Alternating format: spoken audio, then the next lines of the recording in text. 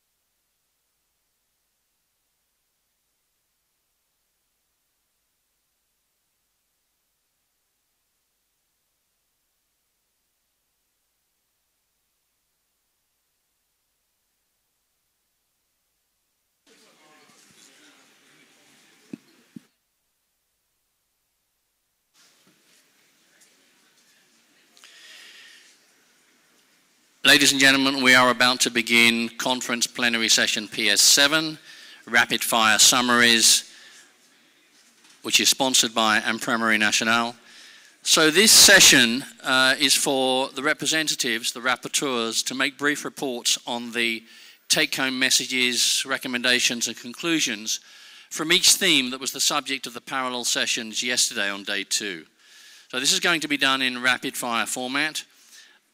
Representatives who will come in pairs, some of them, or in some cases a single representative, will make a short update from most of them 10 minutes.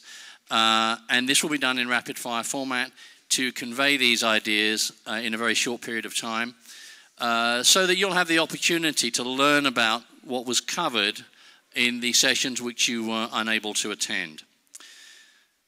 So we will begin with eFoundation, and I'd like to invite Daniel Lishenew, the Director of Information Technology from the Vital Events Registration Agency of Ethiopia, to come up and make the first update on the eFoundation session which took place yesterday. Daniel.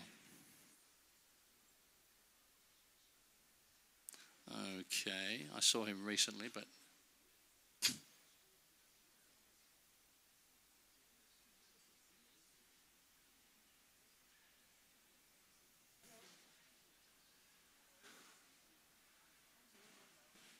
Daniel Lishenew.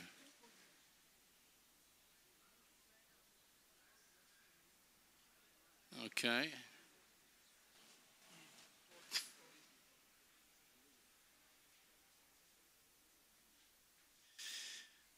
So, in this case, we'll try moving on to the next one. Jacques Kiasiri from Rwanda.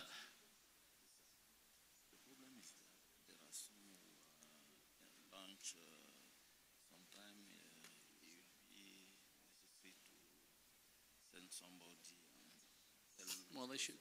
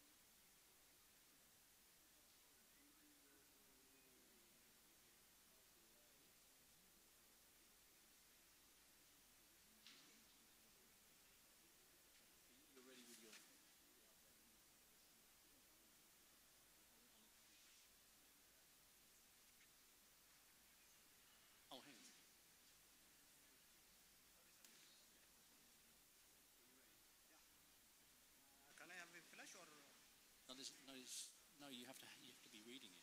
Yeah. I have a slide. Oh, with one slide? It's around 10 slides.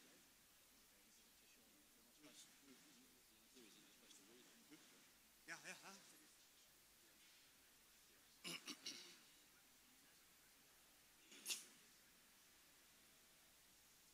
Slides. Just run it from the USB.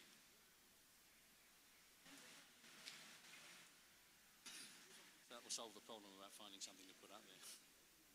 Okay. No, Joseph said he had a slide, but it's not here.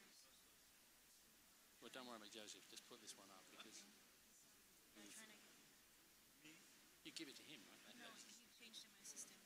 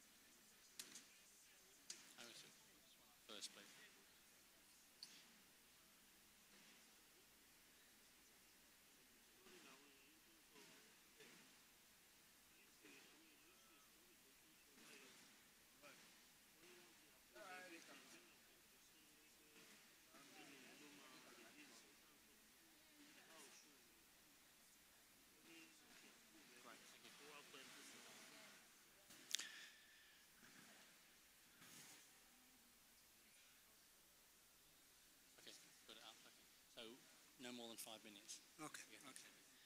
So, ladies and gentlemen, the first update will be made by Daniel Lishenu, the Director of Information Technology, Daniel Registration Agency from Information Technology, debating on what took place in the e-Foundation session yesterday. Daniel. Use this or take that away. Let's give him a round of applause.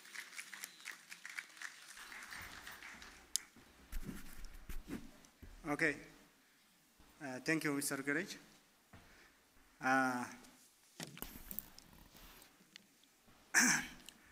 Dear Your Excellencies, the government of Nigerian honorables, all delegates from all around the world, I want to thank all of you for getting such opportunities. Then let me please the next slide. As you see that my session was on, okay, this one. My session is on e-Foundation and civil registration, foundational identity. The parallel session I was in is we have shared that 3 experiences of Gabon, Namibian government, and the NIB solution providers. The first presenter is Namibian government. We learned that a good beginning is going on, how identity management is crucial for countries and what has done during the last 5 years. The biometric data collection process and the data issuance document and the technology approaches that the vendor company follow to digitalize citizens' data is collected manually to bring it into automation. However, we learned that there is no single way to automate citizens' data. We have seen that the biometric deduplications takes place is a good lessons we learn and a good beginning. The next presenter was from solution integrators. From solution integrators, we have seen that the experiences of NIP, NIP solution providers shared us. We had the experience of NIP, how NIN or national identity number is generated, and different systems can be harmonized, and how they want that multi-sectoral governments linked, like pensions and marriage, divorce, and others. Oh, sorry.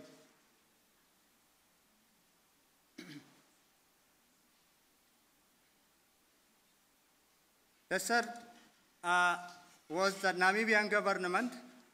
We have learned from the Namibian government a lot of things, that how they are going to integrate data system and how they are going to harmonize different systems, starting from 2012. My recommendation as ID4African ambassadors and as identity expert on biometrics, let us see that what it has to be done regarding civil registration and national ID. Let us take the SDG, the Development Goal 2030. What is expected from all of us as a government delegates? What are some of the key enablers targets that it depends on SDG targets 16.9. I don't want to mention each and everything you can see from the slide. It's not limited to this, but it's more than. So, as a government, as a UN agencies, there are so many things which is expected from us. to achieve the Millennium Development Goal 2013. Allow me to quote one point that from ID4Africa 2017 conference publication by Dr. Joseph Atikan and Daniel McNaughton. This is the world we live in now. In this world, the time has come. The time is now for every African to possess an ID that can act as a way to exercise the rights and the responsibilities. A great thing. Yes, the time has come for all African citizens to exercise their rights, yet we will do it. Yesterday, we signed the petition. We will do it, as I think. We agree. So, my message to the governments and to development agencies and the solution providers, let us have, as a government delegates, as a government agencies, let us have the implementation roadmap or strategic plan for technology implementation. Let us properly understand our identity stakeholders in building well-organized, interoperable identity management system. To the development agency, even though the development agencies have different missions and visions, collaboration must, on the issue related to identity management, please come together, mobilize resources and support for well-organized and interoperable system establishment. See the legal frameworks of the countries and support them technically, financially for solution providers. Then you are going to supply for solution providers. Please, you are going to supply your product.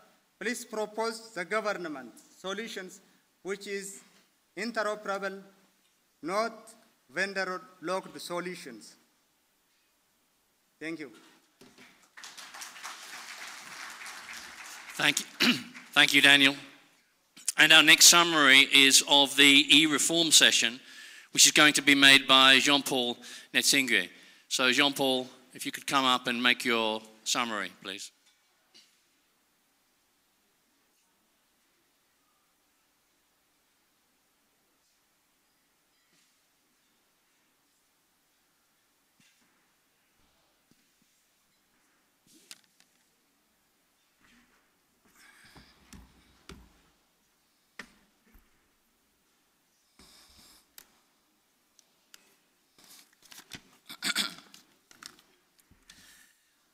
Excellences, Mesdames et Messieurs, chers participants, en vos titres, distinctions et rangs respectifs, l'heure est venue de rendre le rapport sur la thématique e-réforme. Et je voudrais, en guise d'introduction, dire que les différentes sessions qui ont été prévues pour la thématique e-réforme ont été structurées en 4 sous-thèmes. Et la thématique a fait l'objet de 16 présentations encadrées par 4 modérateurs. Et dans la synthèse qui va suivre, je vais essayer de faire un résumé holistique, c'est-à-dire global, de tout ce qui a été échangé sur cette thématique. Il était prévu deux conférenciers, 2 speakers. Mon homologue du Rwanda n'a pas pu se déplacer. Et donc, il me revient la lourde charge d'assumer la synthèse de toutes les 4 sessions qui ont été présentées. J'espère être à la hauteur et traduire fidèlement le contenu de ce qui a été dit et échangé. Alors, ceci dit, en guise de synthèse, j'ai pu observer que tous les conférenciers sont tous d'accord qu'il faut accélérer les réformes, toutes les réformes légales et institutionnelles pour parvenir dans un terme raisonnable à une harmonisation des systèmes d'identification dans les pays africains. Pour y parvenir, certains pays ont déjà procédé à la mise en place de comités nationaux d'harmonisation au sein desquels siègent toutes les institutions nationales, publiques et privées concernées. Il s'agit de véritables centres névralgiques chargés de penser des stratégies d'opérationnalisation à court terme des systèmes harmonisés. Il est évident que la volonté politique doit y être favorable. Et tel que cela a pu être observé dans la plupart des pays africains, nous avons constaté que la volonté politique y est favorable. Lors des présentations, les différents experts qui ont été commis à la tâche ont beaucoup insisté sur les cas tels que celui du Nigeria, de Djibouti, du Libéria, du Ghana, qui ont été particulièrement cités et examinés. Il faut également adopter pour accompagner le processus et le consolider des instruments juridiques institutionnels de manière à assurer l'efficacité durable du système harmonisé ainsi que sa protection contre les attaques extérieures. L'élaboration de normes techniques est indispensable par ailleurs, en ce sens que celles-ci permettent de mesurer l'efficacité du système harmonisé. Les normes doivent également définir les techniques de détection des points de défaillance du système, ainsi que les modalités de partage et d'accès aux données personnelles sur la base de données centrales, puisque tout le monde doit avoir accès, pour toutes les institutions qui ont accès au système harmonisé, tout cela doit être réglementé par des normes et des instruments juridiques suffisamment précis et élaborés pour que les modalités de partage et d'accès aux données sur la base de données centrales soient assurées. Alors, de l'avis de tous, un système harmonisé présente de nombreux avantages. À titre d'exemple, il permet de supprimer les identités multiples, de lutter contre la criminalité et les usurpations d'identité, de lutter contre toutes sortes de fraudes, de vérifier simultanément les informations sur l'identité grâce notamment au système de blockchains. Enfin, et sans que la liste soit exhaustive, le système harmonisé favorise l'inclusion financière et le développement de la nouvelle économie. Les conférenciers recommandent l'adoption par tous les États de systèmes harmonisés car ils permettent la réduction des coûts, étant donné que la multiplication des systèmes au niveau de chaque institution nécessite des coûts élevés pour les budgets nationaux. Enfin, de l'avis de tous les experts, l'harmonisation aide les États et les institutions à maîtriser les statistiques consolidées et partagées pour une élaboration efficace des politiques de planification. Et en conclusion, les parties prenantes soulignent l'urgence de la réforme pour que soit atteint dans une dizaine d'années l'objectif d'avoir un taux de plus de 90% de personnes identifiées dans chaque pays africain. Je vous remercie pour votre bienveillante attention. Thank you, Jean-Paul Ntsingui, the Technical Advisor, Elecam Cameroon. Now we move on to the summary for e-borders, which will be made by two of our ambassadors. Tumelo Rabaletsi is the Director of National Identity and Civil Registry at the Ministry of Home Affairs in Lesotho. Adrienne Zoraka is the Senior Officer in the Central African Police at the Central African Republic.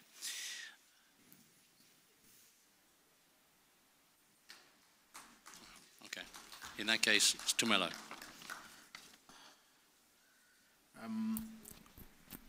Program Director, thank you very much, and distinguished guests. We, along with a colleague, Craig, perhaps on the very onset, indicate that we had a bit of a challenge bringing together our presentation, and that has to do with the language barrier. That being said, I will cover the first session, and I will allow a colleague, and I will do as much as I can within 5 minutes to cover the first session, and the colleague will cover the last session. Craig, as you indicated, the parallel session looked into the issue of regional identity in the context of free movement.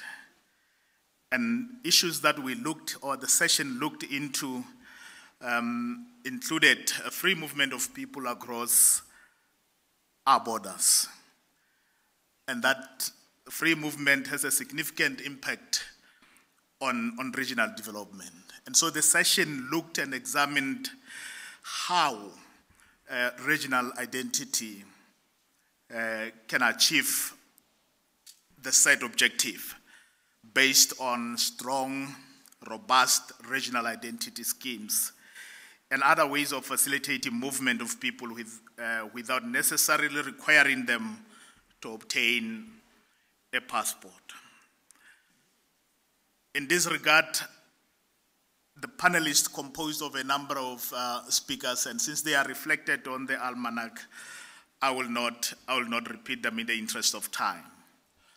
But it is important to know that in the session, the World Bank presented a project that they are piloting in West Africa within the context of the subject in question.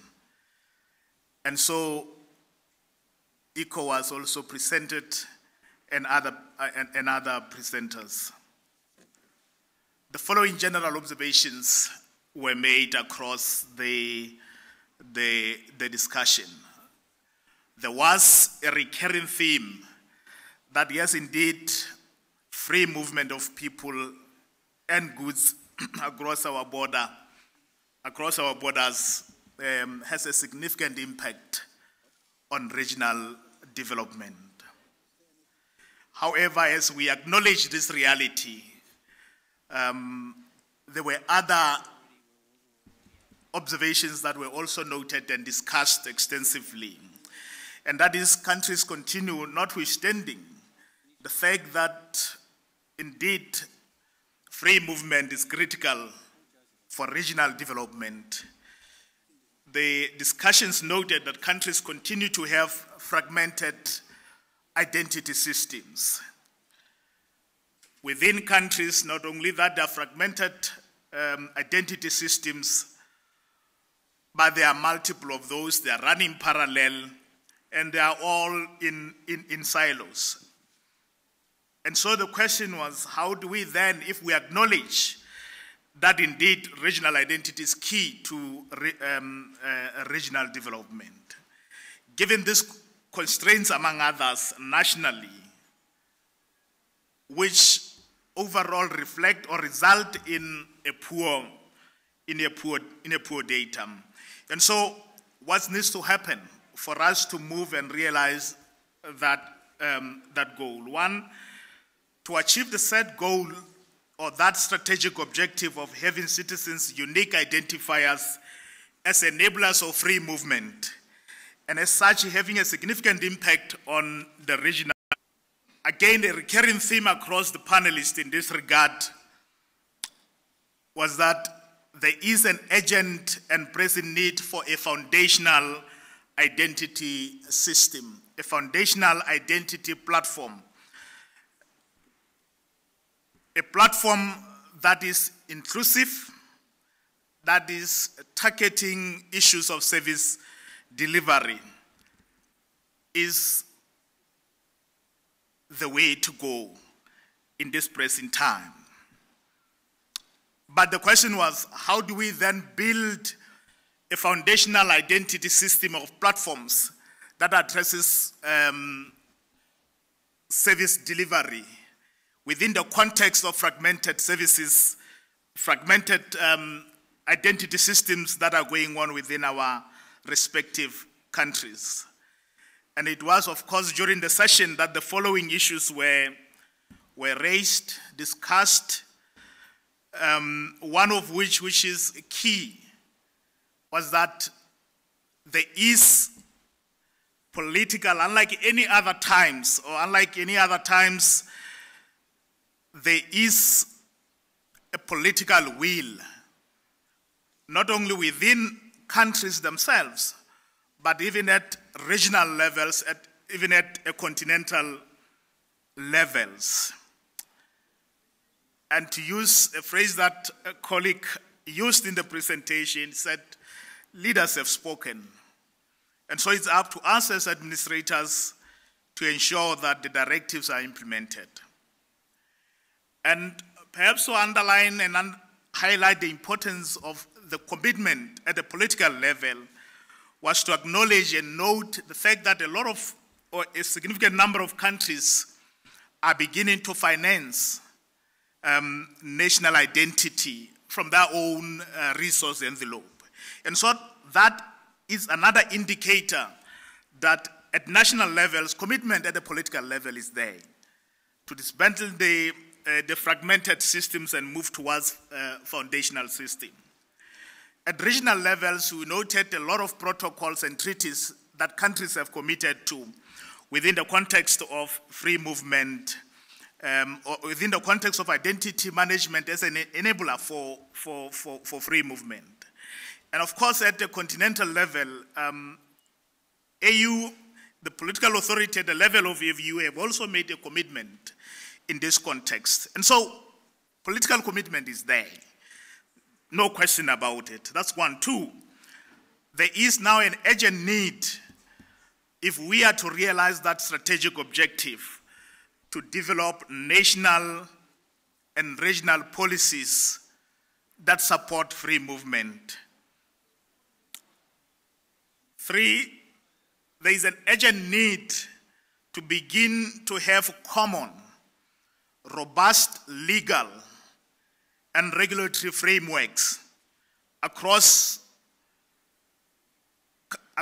countries, across regions, and those robust legal and regulatory frameworks should, among others, address issues of data protection and privacy requirements. 4, it is important to begin to implement systems that support national and regional policies, because then if you have policies at national and regional level, but you have a system that does not talk to the policy, then we will have not started. So it's critical that having developed common systems and policies, now to implement a system that talks to those common systems. And so it means, given that technology is there, is available, but technology should help us resolve the issues of today. There were, however, challenges that were identified, which challenges we cannot ignore. And some of those challenges has to do with the fact that countries do want to embrace the issue of regional identity in the context of free movement and facilitate regional service delivery. But the question is, how do we then balance the issue of security? We want freedom of people, we want people to trade across borders, but we're observing what is happening across the globe. We cannot ignore the fact or the ongoing war against international terrorism. And so how do we balance the two? It's a risk, we cannot ignore it. And so there is a need to find the balance of security as well as allowing people to move with ease, allowing people to trade with ease amongst our continent. And a colleague covering the other session will, I hope, articulate this issue since it was covered. But there were two case studies that were presented. That was Rwanda, DRC, where we're able to see and realize that automating our borders, dismantling the fragmented system can indeed enhance service delivery in that particular case. Similarly, the Benin case, we're able to note that the modernization of our ports of entry were able to bring or enhance issues of free movement, but also trade. Thank you very much, Chair.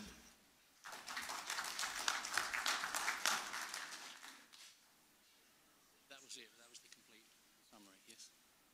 But there's a colleague, I think, that maybe couldn't. Okay. You should have taken 5 minutes each. Okay. So the next part will be made by Adrian Zucker, Central African Police, Central African Republic. Within 5 minutes, please, Adrian.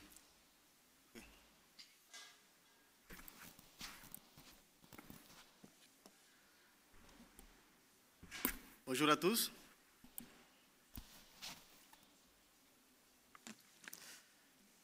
Comme a dit mon collègue de Lesotho, je suis chargé, n'est-ce pas, de continuer la suite du résumé sur la question de e-frontières.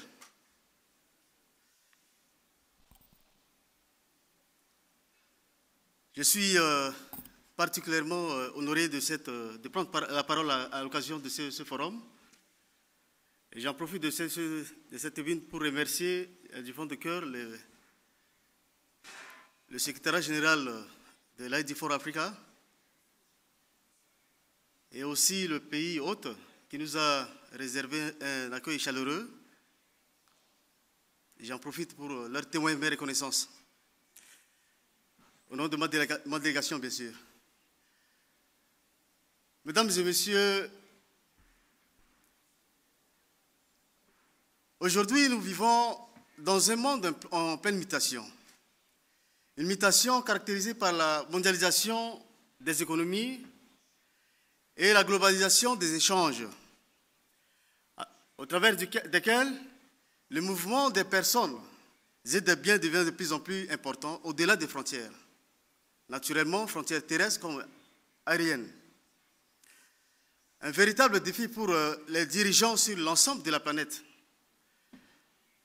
L'Afrique, comme le reste du monde, n'est pas restée en marge de ce défi, itinérant, n'est-ce pas, qui s'impose aussi bien à elle. Au nombre de ces défis, nous citons entre autres l'immigration clandestine, le trafic de drogue, la grande criminalité organisée, transnationale ou transfrontalière, qui malheureusement contribue à freiner son essor. Cet état de choses fait germer désormais la nécessité d'une prise de conscience collective et globale par les États. C'est pourquoi une large coopération implique de tous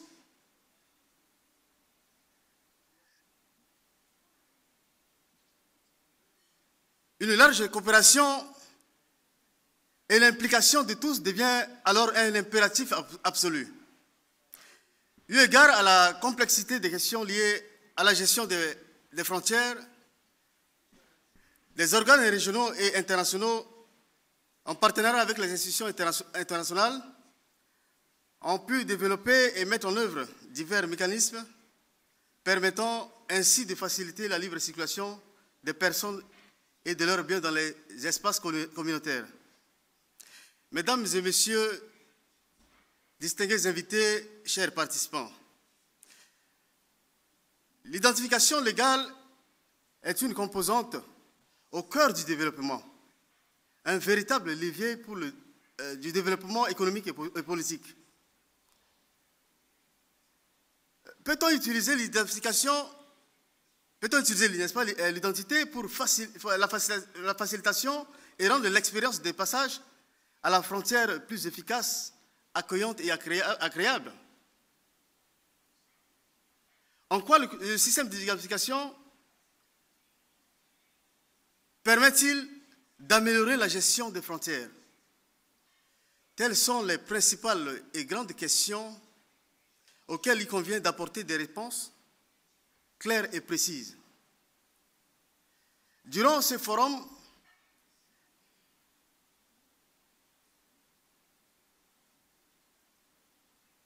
la session consacrée à e-frontières dispose de 3 thématiques. L'autre thématique, c'est ce que mon collègue de l'ESOT a déjà largement parlé dessus. Il s'agit de l'identité régionale et la libre circulation. La seconde thématique concerne les frontières intelligentes, smart borders, et enfin la sécurité et la facilitation de l'identité régionale et de la libre circulation.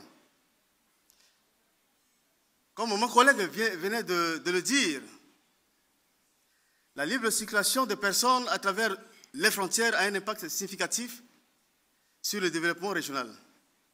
Le parcours de l'identité nationale à l'identité régionale dans le contexte des initiatives intergouvernementales africaines a poussé la Banque mondiale dans le cadre du partenariat avec les pays membres de la CEDEAO a ambitionné fournir d'ici à l'horizon 2028 l'identification à environ 100 millions d'Ouest africains. Aussi, par les exemples de l'Inde et l'Estonie et de l'Estonie, qui, ayant bravé des obstacles insurmontables, ont pu parvenir à une identification unique et réussie de leur population. Une véritable illustration d'engagement et de détermination face aux grands défis. Construire des politiques et des systèmes à l'appui de la libre circulation à travers des frontières sécurisées ont permis aux ressortissants des pays membres de la CEDEAO de séjourner durant 90 jours dans l'espace et bientôt d'en jouir d'une résidence permanente. Le contexte de la carte d'identité biométrique de la CEDEAO, selon le protocole de libre circulation, laisse présager 3 priorités, notamment la base légale contenue dans les articles 2 et article 27 du traité de la CEDEAO, les objectifs ainsi que la mise en œuvre. Il est entendu que la libre circulation, par sa conception, permet d'établir des plateformes nationales d'identification basées sur des normes de l'interopérabilité, n'est-ce pas, et la facilitation. Elle apparaît désormais comme un choix puisque chaque pays membre dispose d'une certaine liberté d'inclure sa propre spécificité, notamment la langue et autres. Des frontières intelligentes, smart borders. Il s'agit de la transformation numérique de frontières afin d'ouvrir une facilitation améliorée sans compromettre la sécurité. L'automatisation des frontières reste une perspective pertinente à envisager, même si cela constitue encore un défi majeur. L'utilisation des données biométriques sont des éléments non négligeables à l'intégration empreinte digitale, images, etc. et les documents. Et donc, compte tenu de temps, je m'en vais rapidement livrer les grandes recommandations qui ont été soulevées, proposées par les participants lors de ces 3 thématiques.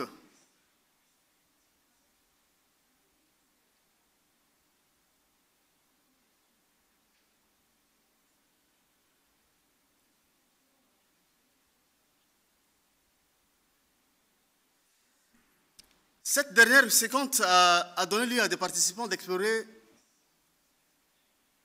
des systèmes d'information qui s'appuient sur l'identité pour améliorer la sécurité nationale et la sécurité publique dans le contexte de facilitation des actions humanitaires et de soutien au développement économique.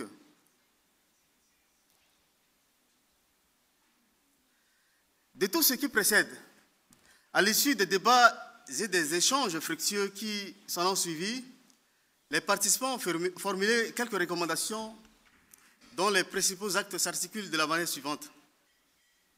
Aux institutions internationales, développer l'appui technique et financier à l'endroit des pays d'Afrique en vue de favoriser, n'est-ce pas, la mise en place des données fiables.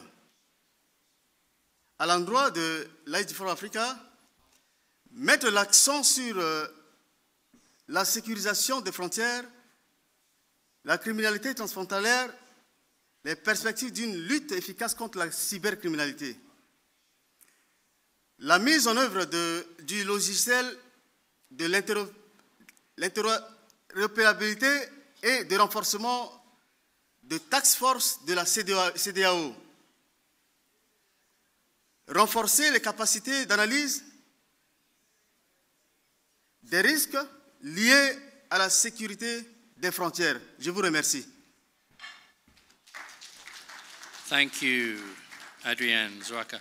The next summary is on e-democracy, and that will be made by Elizabeth Gore. She is the Deputy Director for Studies and Documentations at the Directorate of the Studies and Civil Education Centre, Côte d'Ivoire.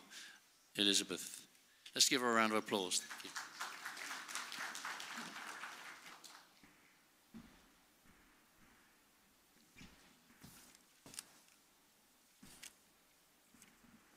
Mesdames et messieurs, chers délégués, je suis Madame Goré Elisabeth, ambassadeur ID4Africa Côte d'Ivoire.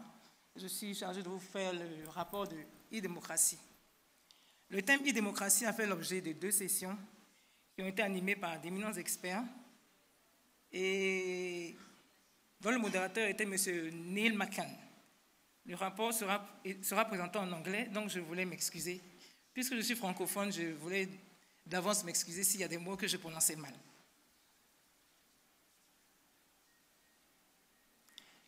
In e-democracy part 1, the session explores the important role of identity in facilitating citizen participation in the democracy process, through robust, thought-free electoral systems based on unique identities.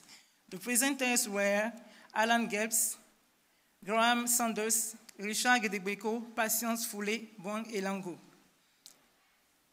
The first point is on biometrics elections in poor countries, wasteful or a worthwhile investment. This point was presented by Alan Gelb, Senior Fellow of Center of Global Development. The presentation highlights the costs, benefits, and limitations of using biometrics technology in elections in poor countries. Presenter mentions that over 20 high-low, middle-income countries use biometrics technology for voter registration, and at least $2 million committed to the process by development agencies. Biometric voter registration is a costly exercise and does not guarantee free and fair elections. The cost of elections and technology is high and often between $20 per voters. The high cost may not be sustainable. Benefits of using technologies are prevent multiple registration, no existent person on the voter roll, present multi-voting, impersonating another voter. Limitation of using technology. The limitation of using technology cannot prevent voter intimidation, bribery, cannot prevent suppression of the opposition, cannot resolve disputed voter eligibility, cannot prevent ballot stuffing, cannot prevent miscounted votes, cannot prevent voters totally altered. Presentation concludes with the following policy recommendations. Support continuous registration, not one-off elections. Voter roll divides from national population register. Do not vessel resources where election cannot be credible. Ensure technology incompatible with registration needs and transfer to civil registration after election. Set standards for biometrics and biometrics data, for biographics and biometrics data that are compatible with national identity, with national ID. In ID Democracy Part 1, the focus in this second part is on the modernization of the election process beyond the enrollment of unique voters to the systems required to verify identity on election day, to perform automated tailing of voters and reporting on the road to full e-voting. The presenters were Professor Mahmoud Yakubu, Mr. Nicolas Chawan, Mohamed Hassan Weiss, and Raoul Correa. The key points of presentations: the feasibility of harmonization of national identity data and voter register, the technical challenges, legal obstacles, and the opportunities presented by Professor Mahmoud Yakubu, Chairman of Independent Electoral Commission of Nigeria. The presenter started by recognizing that voter registration is a major challenge for any election management body, and the lack of a credible voter registers can lead to election rigging. Hence, the application of biometric registration to ensure a person only appears once in the voter register. The presenter highlights some of the challenges of having multiple biometric identity systems as lack of an identified source of truth, security challenges, similar records across multiple platforms, poor trackable identity systems, affects ease of doing business rating of a country, affects international perception of a country, water of resources. The presenter further highlights progress made between INEC and NIMC in harmonizing voter register in national ID, establish a joint technical committee, exchange of data sets, release of 10,000 voters registration records to NIMC for analysis, voter enrollment software modified to meet the requirement of NIMC. The presentation concludes with the following recommendations: the need to have a single source of identification that can be shared across platforms, the need to have clear legal frameworks, harmonization process should be time-bound. Thank you.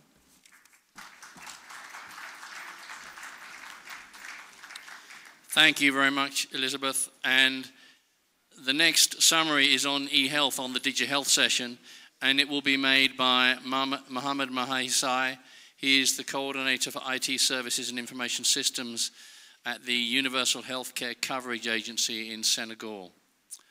Mohammed. Let's give Mohammed a round of applause.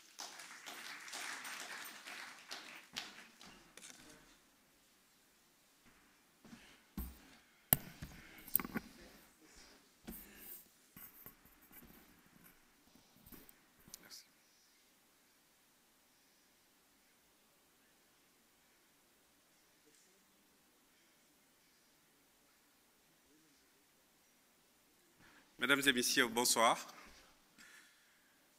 Je vais vous présenter en fait l'économie des travaux sur le DigiHealth, la santé digitale.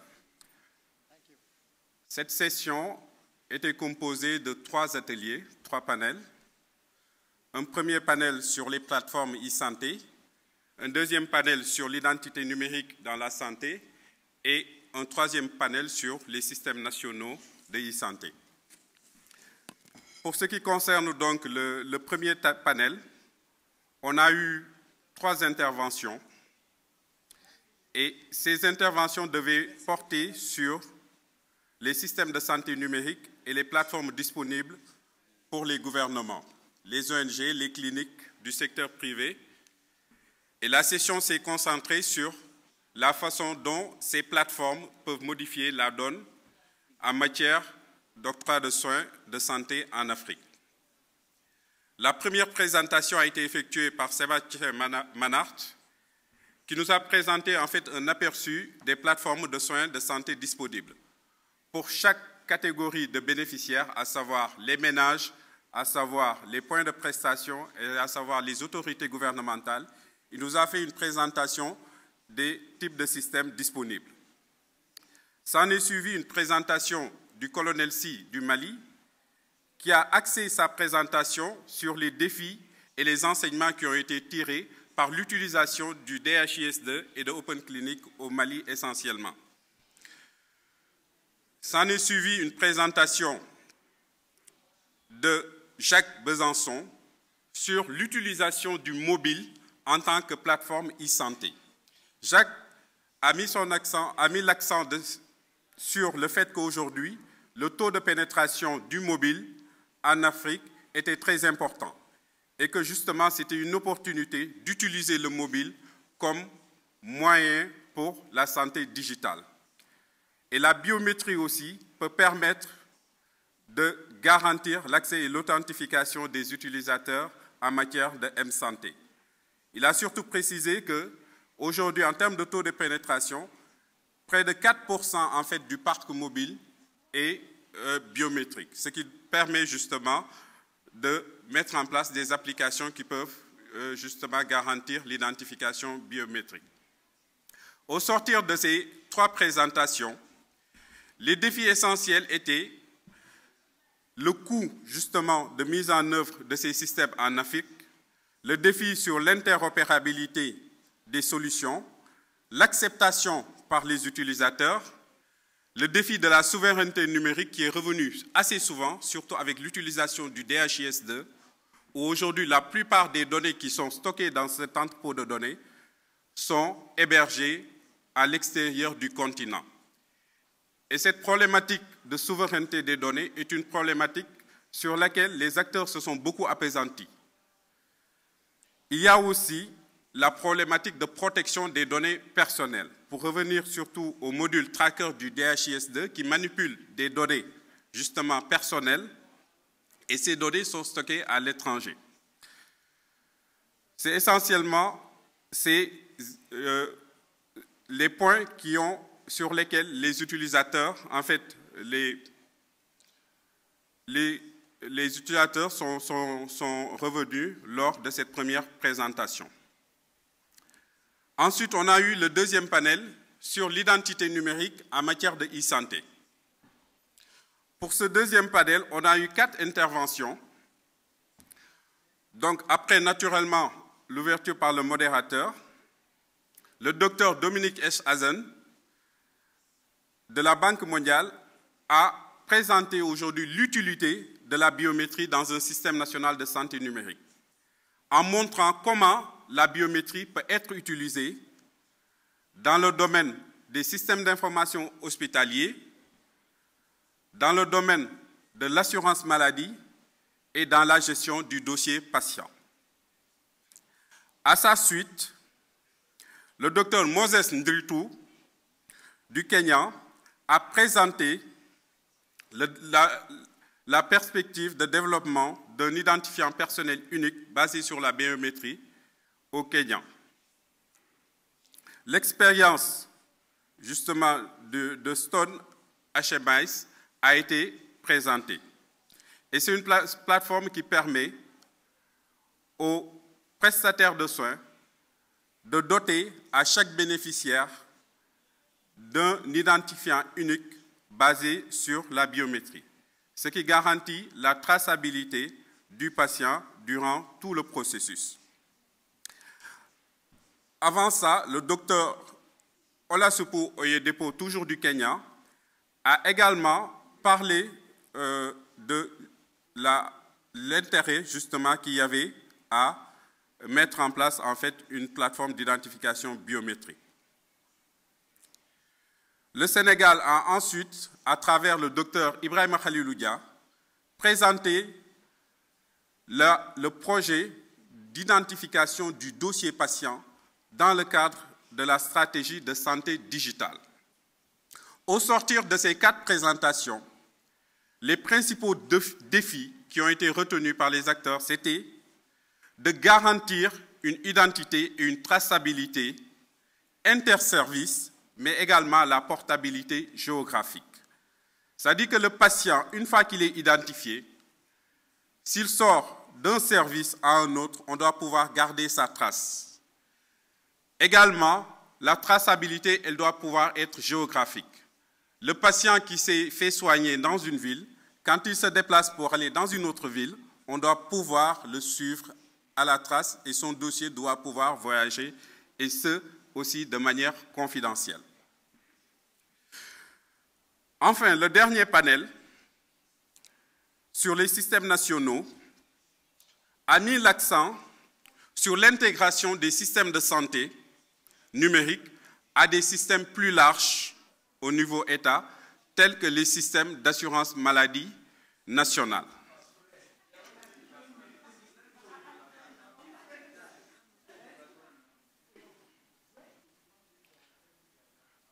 Après une première présentation du modérateur, Samuel Mills, qui a présenté comment l'enregistrement de l'état civil et la gestion des titres d'identité nationale permettaient d'atteindre les objectifs de couverture universelle des soins.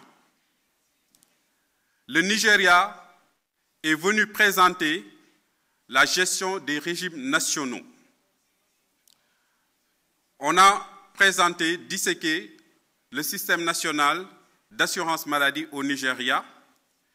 Ensuite, Siddharth Saha, de Frost et Sullivan, a présenté l'évolution du rôle des solutions de santé numérique dans la gestion des santé de la population. Et enfin, on a terminé par l'expérience de l'Estonie. L'Estonie est venue nous présenter son modèle qui montre comment l'identification nationale numérique unique permet un engagement total dans l'écosystème de la santé. Cette expérience a beaucoup attiré notre attention, mais malheureusement, au sortir de cette présentation, le temps était déjà terminé, on n'avait plus de temps pour engager les discussions.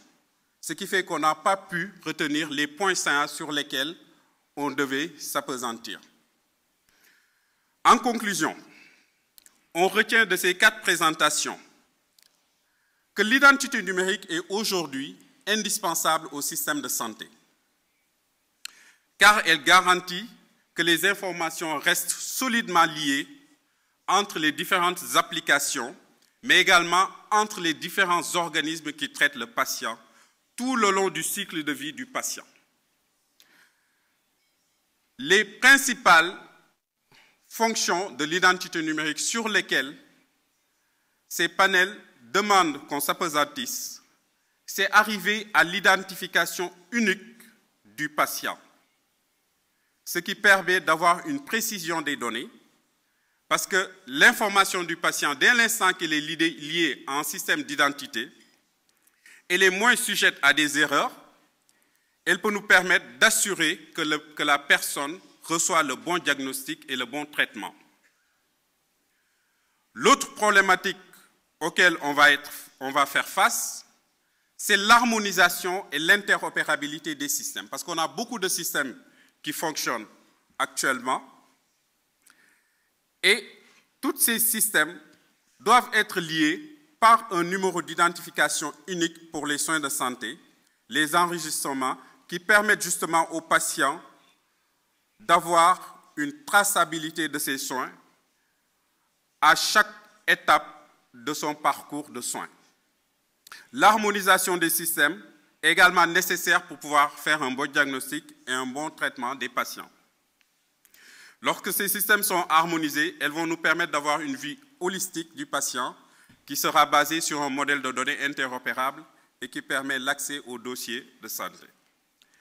L'autre point sur lequel ont insisté les experts, c'est la portabilité de la gestion des dossiers.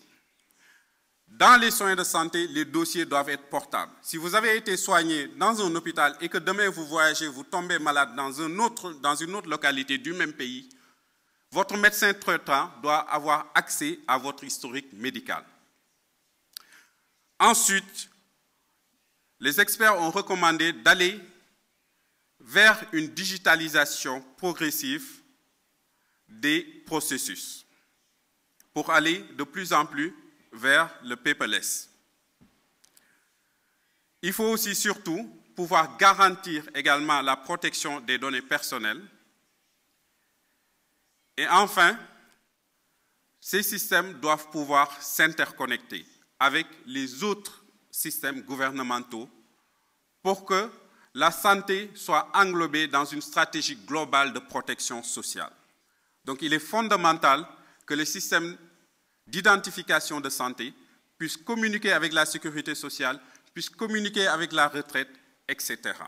pour qu'ensemble, on ait un système global cohérent.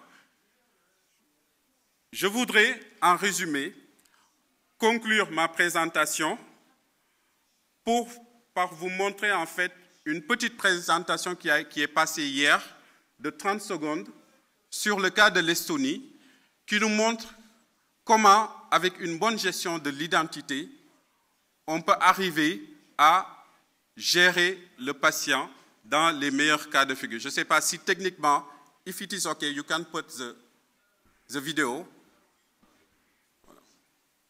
Donc, ce dispositif vous montre comment, aujourd'hui, un patient qui est accidenté, comment, à partir de son identifiant unique, le centre d'appel qui reçoit l'appel, le centre d'intervention d'urgence qui reçoit l'appel, peut dire à l'ambulance où s'est passé l'accident.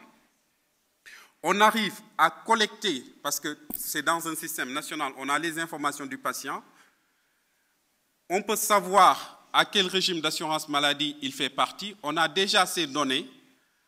Pendant que l'ambulance est en train de se rendre au lieu d'accident, il peut disposer de ces informations. On a déjà commencé à gérer le malade avant de l'avoir vu. Il se retrouve au lieu de l'accident et déjà, le système ambulatoire a les informations qui sont déjà pré-renseignées. Donc, on sait qui est le patient, on a ses antécédents médicaux, on a ses allergies, on a déjà son groupe sanguin. Et le système aujourd'hui hospitalier, lui aussi, reçoit le dispositif en amont et se prépare à accueillir le malade avant même son arrivée. De sorte que quand le malade arrive à l'hôpital, le service d'urgence a déjà toutes les informations sur le malade avant même la prise en charge. De sorte que dès qu'il est arrivé, il est automatiquement pris en charge. Ça, c'est une réalité, c'est ce qui se passe actuellement en Estonie et ce vers quoi une bonne identification en matière de e-santé veut nous amener. Merci, je vous remercie pour votre attention. Thank you, Mohammed. And our final summary is going to be made on the EID Tech session by David Jobo, who is the Deputy Director of ICT at the Directorate of Nationality, Passports and Immigration Registration of South Sudan. Thank you. Let's give him a round of applause.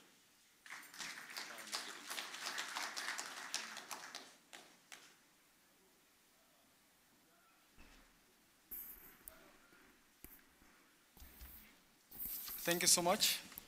The Republic of Nigeria, the host, NIMC, ID4Africa, all delegates from Africa and all parts of the world. You're all welcome to ID4Africa. David Oroma Jobo Jobo is my name, and I'm taking you through in F3, 6, and 13. And the theme on which I'm looking forth here is to give you a few summaries out of our wonderful speakers, experts, suppliers, and manufacturers who were here and they gave us all this knowledge based on their skills. I would like also to thank them so much for the good job done yesterday. As a rapporteur, I would love to go straight to the point. The session in F3, 6, and 13, aims 1 is to address some of the few and the following key topics. As we look into other things, we believe that most of the things start with a question and then we come to an answer. They thought and looked through all these questions and they came with all the relevant answers that we are seated here and we are looking for to see how we can capture them, look for and digest it, and later see how we can implement them at our various institutions and at different levels of the government. So we look into the conclusions first of this. The race for smartphone could have helped to solve a lot of identity problems is one of the reasons in which we see as it's in Info 13, whereby we looked at mobile solutions. So we looked at here how mobile phones, PSOs, and any other tablet which it can use to help us in capturing data. And also we looked into deep. What do we need to capture? The kind of data. What kind of data are we supposed to capture? We looked at a few data that you cannot capture all within our more small mobile appliances like the smartphones, PSOs, and any other mobile device you could look into. So we are looking at demographic data, which is supposed to be captured. And also we looked into things which are so essential, like passwords, PINs, and any other. We looked into also mobile device as a token. It helped a lot to help for the case study in which we looked at Nigeria as in the discussion, and they gave it to us as a case study.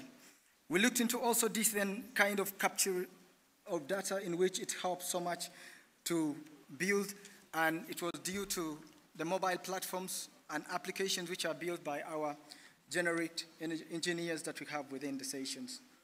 So when we look forth also to the other stations, most of them gave us mobile phone, tackled some of these issues of fragmented infrastructures, despite of the position and the population that we have around Africa. For an example, we still look back into Nigeria, which was a case study. They looked at the amount of money which is supposed to be spent, and they looked at how many people need to be sent forth to collect data, and they looked at a simple solution which could help them capture these devices and data through a mobile device. So we looked at identity apps that needs to address local needs, and it also helps the citizens. So for example, like the mobile telephones, you were able to capture data, register yourself, verify yourself, according to the case studies we learned from the Nigerian systems. So we also continue and look at online access helps improve workflow and lower administration. Instead of getting to a heavy manpower, you just look into a simple device that gets into a solution by just getting into your phone, download an app, and get a solution done. We also look at government agencies can also service a broad population with fewer personnel and extend their coverage within having an established, without establishing new offices. So we looked at all these case studies coming from the few countries which we shall be mentioning at the end of my presentation. From the citizens' points of view, e-government makes it easier to interact with the government and get things done. We looked at also mobile identity is here to stay, as one of the speakers and experts in identity gave us. Many initiatives for the development of mobile digital identity standards, e.g. the EID, EIDAS, and NIC, ISO, ICAO started working groups which helped also to collect this and standardizing of these mobile devices. Also a partner that we looked at that enabled us to initiate and push and enable a lot of online portals that were built up into these systems. Cost savings also remained a strong driver for the adaptation of the trust of the system. So where we looked at developed countries massively shifting services all to the online systems. So I think because of time, I would love to submit this to the Secretariat, and you'll get them online. Thank you so much. Thank you, David. Ladies and gentlemen, those were the rapid summaries. Now we move on to PS8, plenary session 8, and I'll hand you back to the chairman, Joseph Attic. Thank you. Thank you, everyone. Can you put up the presentation, please?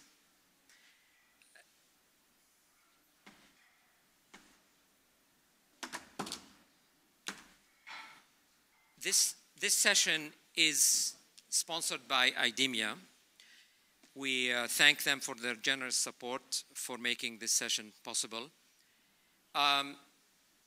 We are going to start this session with a summary of what we've learned from the survey. The survey is a very important instrument for us to learn about the market in Africa, but also to learn about how the needs are evolving year over year. And so your participation is very, very important. Normally I would have walked around, so it would have been easier. I feel awkward here by myself sitting on the stage, so I apologize in advance for that. But bear with me, I'll make it worth your while. So somebody, could you please be near so I can ask you to update? So just a few words about the methodology. The countries that are marked blue and red are the countries that have participated in the survey. What does it mean to have participated? It means at least there were 2 delegates that have responded. There were actually quite a few delegates per country that have responded. The countries that have taken the survey in English are called Anglophone, even though maybe they are not really Anglophone. Some of them might speak Spanish, some of them might speak Portuguese, some of them, at the end of the day, they chose to take it in English. And the red ones are Francophone, and what's in black means they did not participate. So why did we keep the results as 2 independent buckets? The reason we kept them as 2 independent buckets is because we found systematic, statistically significant difference between those 2 groups. And those can be explained through the development history, cultural history, and other state of developments that exist in these countries. In some cases, when they agree, next slide, please. Keep going. Keep going. Go back 1 second. When they agree, so we presented the data as unified. When they disagree, we presented the statistical differences between them and we tried to explain them. So let's begin with the first question, sort of on perceptions and attitude. This was not surprising question. Basically, most Anglophones and Francophones said that the top 3 applications of identity in Africa are travel, democracy, and financial inclusion. However, we saw there was a significant difference between the Anglophones and the Francophones when it comes to government aid. Basically, the Anglophones, to get government aid, it seems that you need an ID, while the Francophones basically give people aid without them having to have an ID. We also found that in the Francophone countries, ID is required by the police, while in the Anglophone, ID is less required by the police. It seems, interestingly enough, that with the exception of schools, the Anglophones don't seem to require as much of an ID to enroll people in school. Yet, for other services, you need an ID. Everything else, there is a total agreement except for those three categories. Advance the slide, please. Okay, this is an important slide. Basically, we asked the question, why has Africa not achieved 100% enrollment of the population? And so we ranked the results, so rank ordered the results for the Anglophones in the order of diminishing importance. The Anglophones say it's a very complex enrollment procedure in Anglophone countries. While the top reason the Francophones think that this is not 100% coverage of the ID systems is low awareness by the population. This is statistically significant. So when we analyzed the data and we said, how do we enhance the coverage of the ID systems in Anglophone countries, what are the top 5 actions that you should do? Number 1, Anglophones, simplify your enrollment procedures. It seems that you have something more complex. The documentation that you're going to need are too complex for the population, and therefore we don't have total coverage.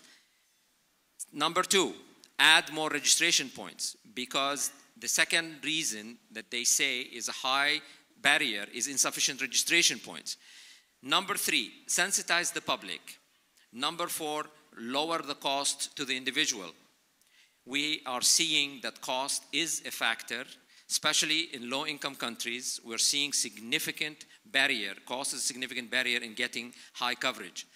And then number 5, seek financing, because in many of the Anglophones said, we don't have project funding to get the coverage scaled. We need help.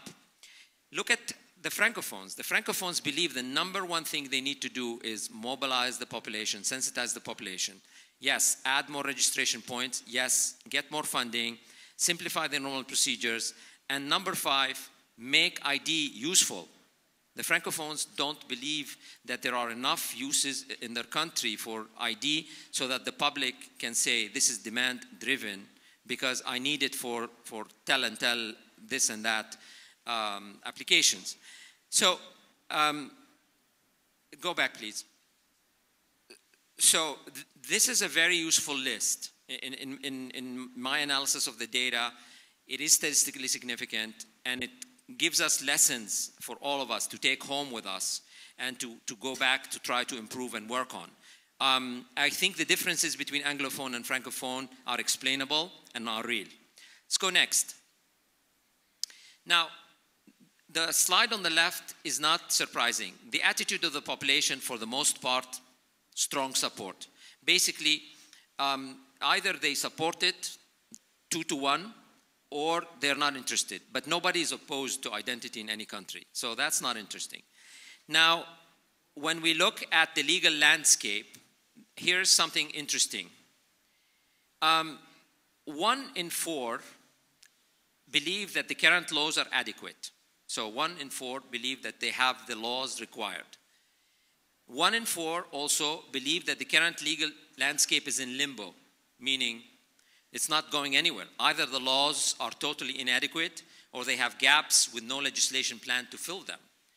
That is problematic, which means we have to work on the legal framework to address that, because this is a barrier. This is a hindrance to ID systems. So I think one lesson, it's important for both Anglophones and Francophones, is to do, just like you do privacy impact assessments, legal framework impact assessment. Ask legal organizations to work with you on establishing what are the gaps in the law. Do you have the right to collect data? Do you have the right to store data? Do you have the right to ask people for certain information? Do you have the right to issue ID cards, etc.? So this slide is actually quite important. Next.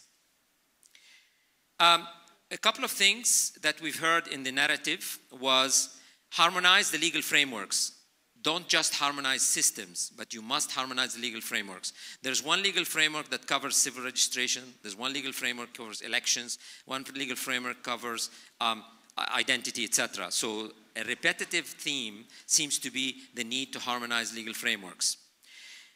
A lot of you have said it's a good idea to make the ID or the national identity number mandatory. If you want something, you must provide it. That's the only way we can get coverage.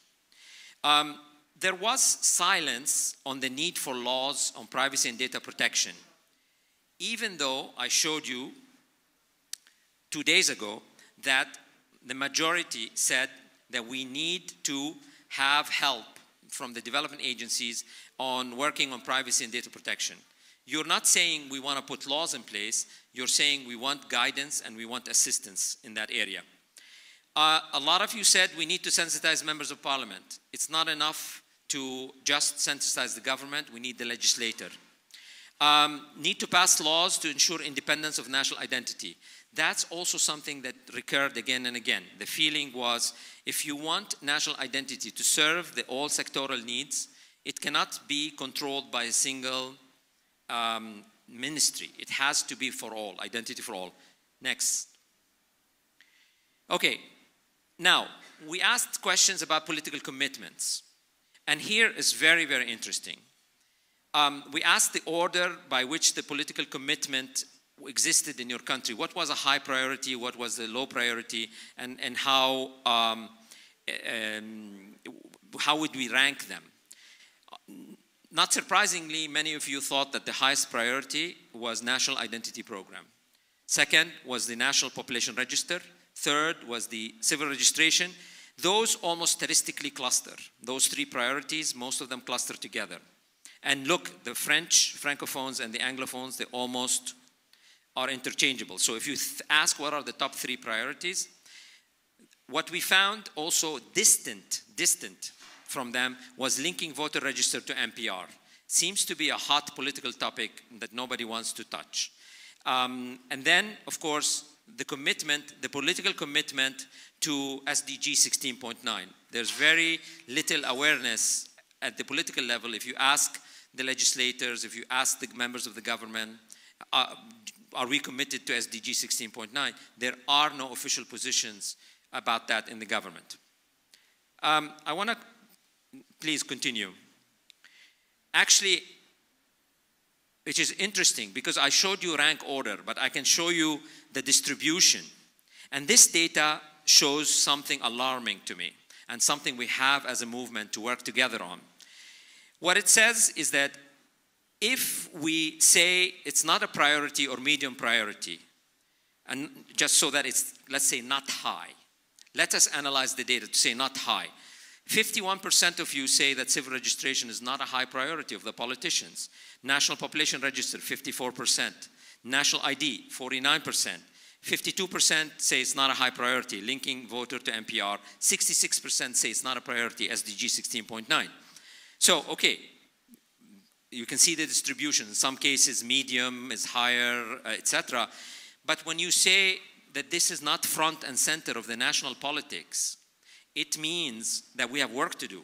Because if we need to succeed, civil registration should not be neutral. We should not be neutral about the fact that we have the need for civil registration. It should be a platform that politicians campaign on to say we want to build civil registration systems to make sure no child left behind. So for me to see that data was very kind of alarming. So this should be an area of focus for the development agenda. So agencies, if you're here, we need to talk. ID4Africa as a movement needs to be working with you on this and also with the government. Let's continue going. I mean, the survey has got plenty of data. Keep going. Okay, now this is easy. Is it a good idea to use biometrics in support of elections? Phenomenal. 97%, 98%, there was not even a question. This was like, does the sun rise? You shouldn't be asking this question. So I promise you, we won't ask this question again. It's almost like 100% of you got insulted that we even asked this question. When we asked you about your commitment to e-voting, I think you could see the distribution. 75 to 80% of you believe that e-voting will come in the next 10 years. So it is coming, but not soon. So we're going to still continue to do paper. We're still going to continue to do ballots for the next 3 to 5 years. But the future promises to be positive. I think there is an area next year we'll explore, which is the use of blockchains in elections as a way of solving some of the concerns that some of you raised, which was, if we do elections electronically, how do we know that it's not going to be hacked? How do we know the data is not going to be manipulated? And so we're going to try to address that. Keep going. Okay, what is your level of concern about the following? Do you really worry about identity data breach? So, I'm not worried, or low, medium, high, and what's your concern about privacy? Look at the profile, different. So basically, there is more concern about privacy than identity data breach. So you're concerned that somebody is going to interfere with your privacy, then somebody's going to steal security, etc. I think most of you believe that you can secure data, but you don't necessarily trust that the privacy framework is going to protect your private information. It is different. We see the Anglophones have a reasonable concern about data breaches and a heightened concern about privacy. Look where the peak is. The peak is in the middle. They're reasonably concerned. The blue line is the middle. But it peaks for the privacy on the high end. Okay? While the Francophones have a higher degree of data breach concern, while the Francophones have a higher degree of data breach concerns than the Anglophones, but they show less alarm in privacy. It seems like the Anglophones are not concerned as much about privacy as the Francophones are not concerned about privacy as much as the Anglophones. Let's keep going. Okay, this is an interesting slide. We asked who should own the ID data. And now we see two competing forces. The government agency that collected it, or a central national identity authority. With the central national identity authority winning, basically, and this is consistent, Anglophone and Francophone, nobody said, or very few of you said the individual should own the data, and very few of you even said a private company as a concession should own the data. So the decision that you have to face, and you're split almost half-half, between a central commission or central national identity authority or a government agency that collected it. So I think it's something we'll continue to explore going forward. Keep going. Okay, so section 2 is the current ID systems. Keep going. We asked the question if they've implemented the major ID program, and many of you have come to the table with a major ID program. Anglophones have done this, 88%, Francophones 82%. So we're seeing a lot of experience here. Does this program issue an ID document? Yes, 95% of you say yes, we're issuing an ID document, 88%. I don't see the statistical significance differences between Anglophone and Francophone here. The majority are national ID, voter ID, birth registration. No surprises here. Keep going. Now, look at this distribution. To me, this shows that the coverage is random. So basically, when we asked you to tell us what is the percentage of the programs that have achieved the 20% of the 20%, 20 to 40%, 40 to 60, etc. If this was completely random, your answers are completely random because you don't know or you don't have a clear idea, it will be essentially, these are 5 buckets, it will be 20%. And you could see this is almost random. So to me, what it shows, the somewhat flat distribution across all quintiles shows that the respondents are not necessarily able to precisely answer this question. The random flat line is 20%.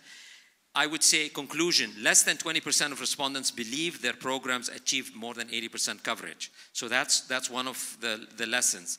So we are still far away from big coverage of the population. We also, in section 1, we saw many factors that lead to incomplete coverage. Here we quantify the extent of that incompleteness, which you said to us why it's not complete. So we're still struggling with ID systems. Keep going. Okay, this is a very important slide. We asked you to rank in the order of least satisfaction to most satisfaction.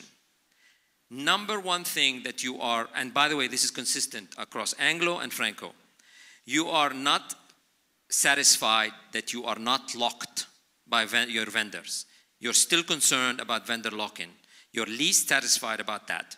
You're also least satisfied because you're getting unexpected costs upfront or ongoing. So we need to work on that with the industry to make sure there are no surprises. We need to make sure that the vendor is not locking us so that we don't have, it may be real, it may be anxiety, but at the end of the day, you said I'm least satisfied about the fact that I no vendor lock-in. I wanna know that I have a no vendor lock-in, but I'm least satisfied. I'm not satisfied. Speed of implementation, okay, you're not that happy. In many cases, the programs take longer. Service by vendors, you're warming up. But when it looks like technology, you are so satisfied. You're satisfied with the quality of ID cards, you're satisfied with the performance, you're satisfied with the flexibility, and also the fact that it conforms to international standards.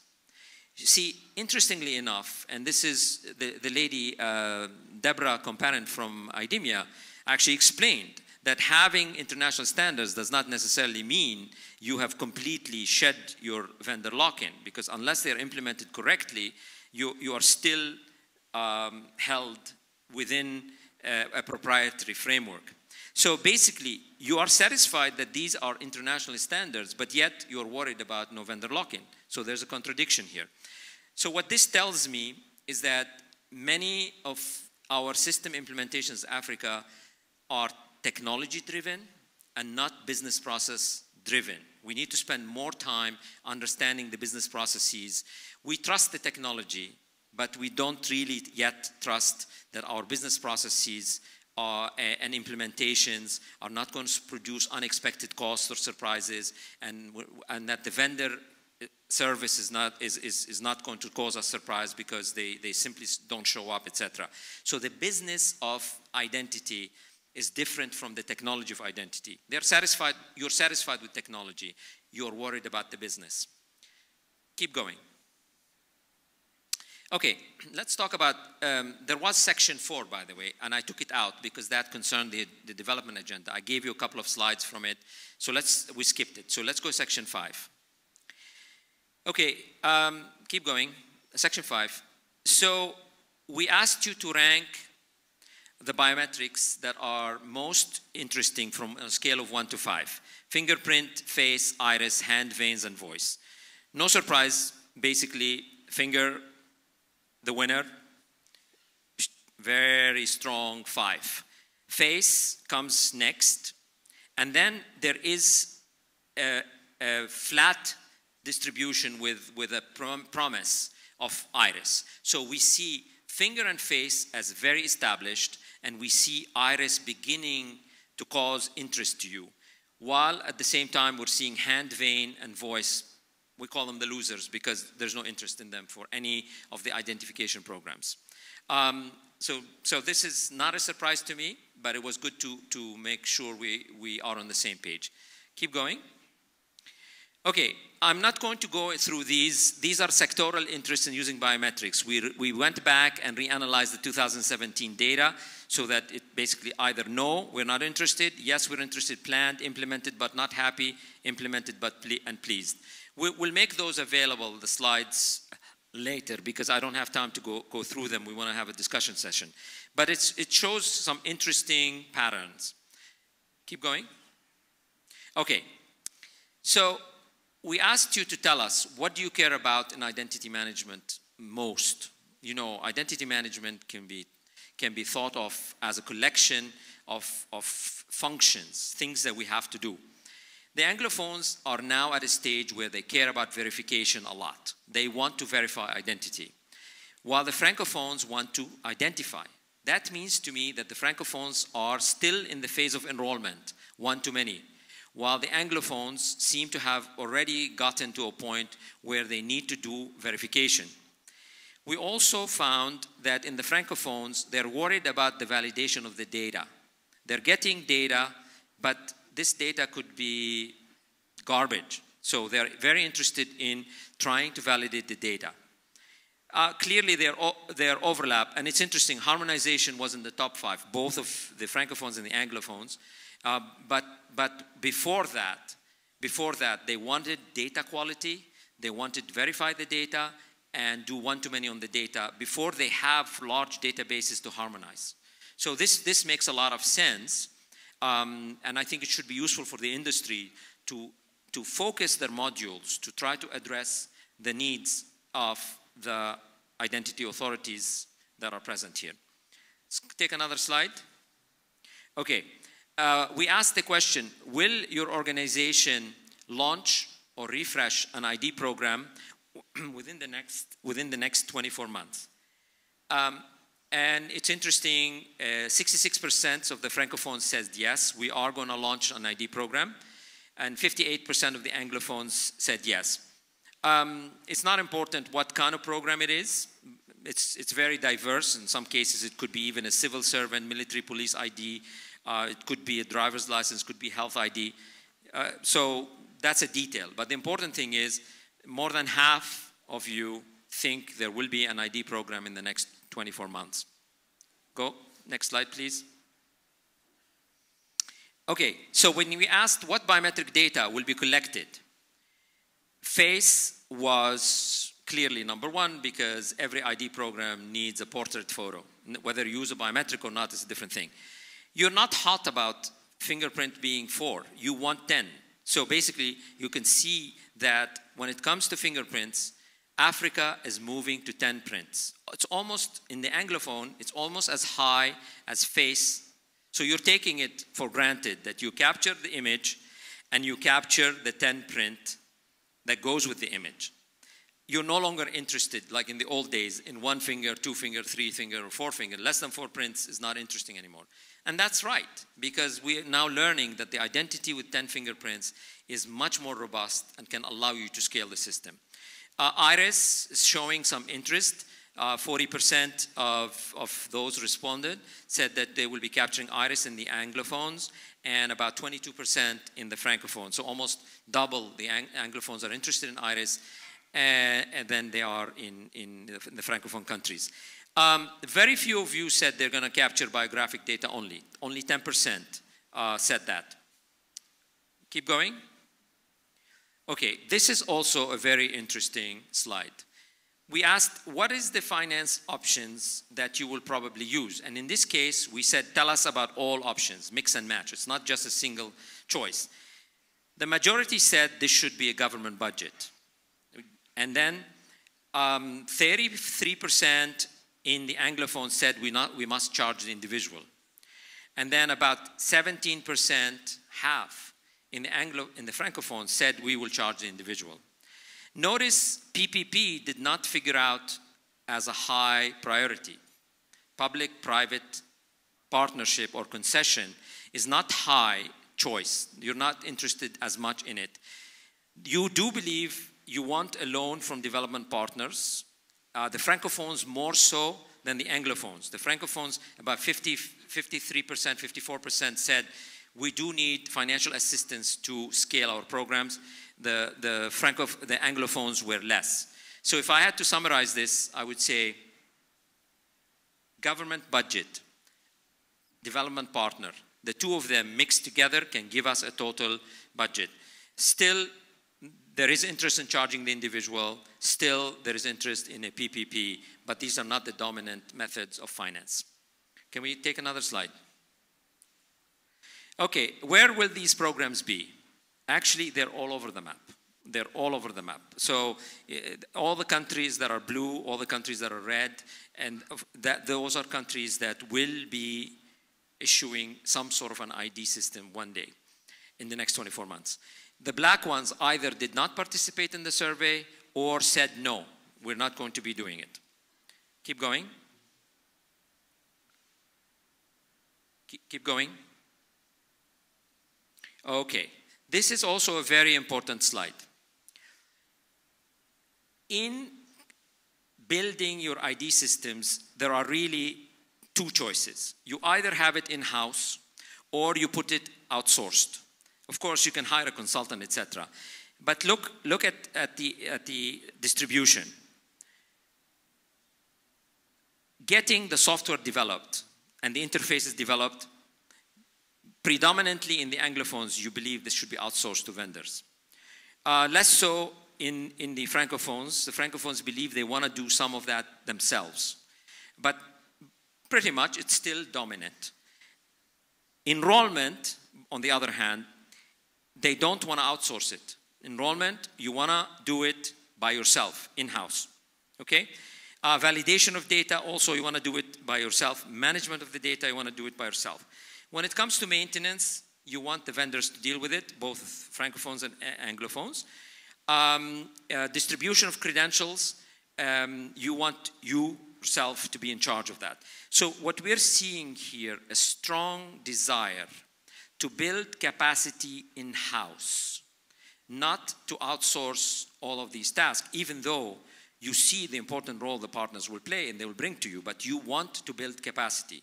This slide could have been simply, basically, we are going to do everything outsourced, outsourced, outsourced, white glove, turnkey solution. I don't need to deal with anything.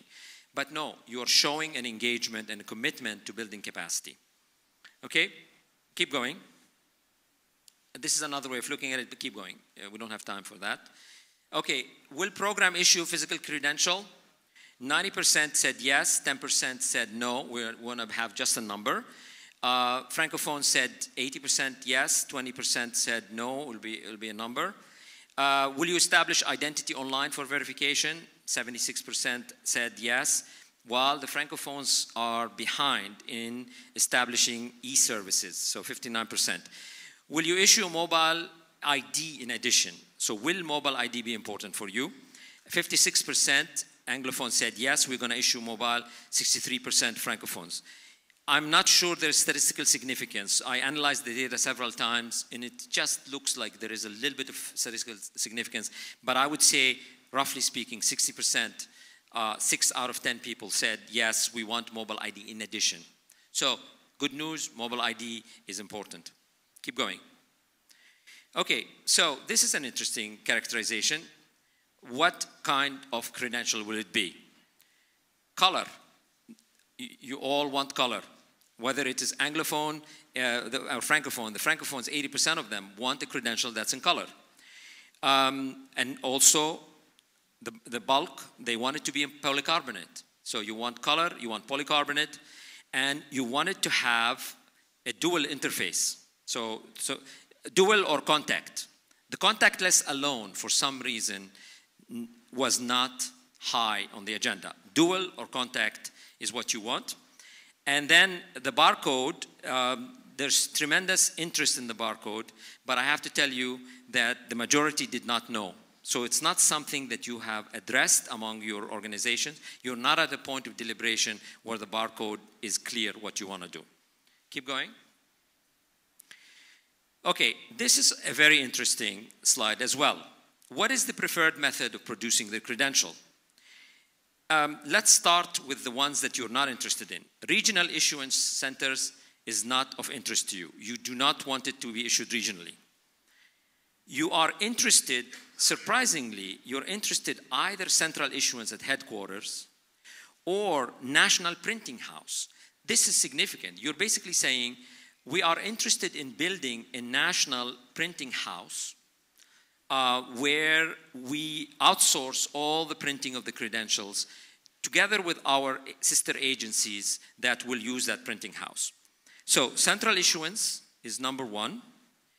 National printing house essentially is number 2.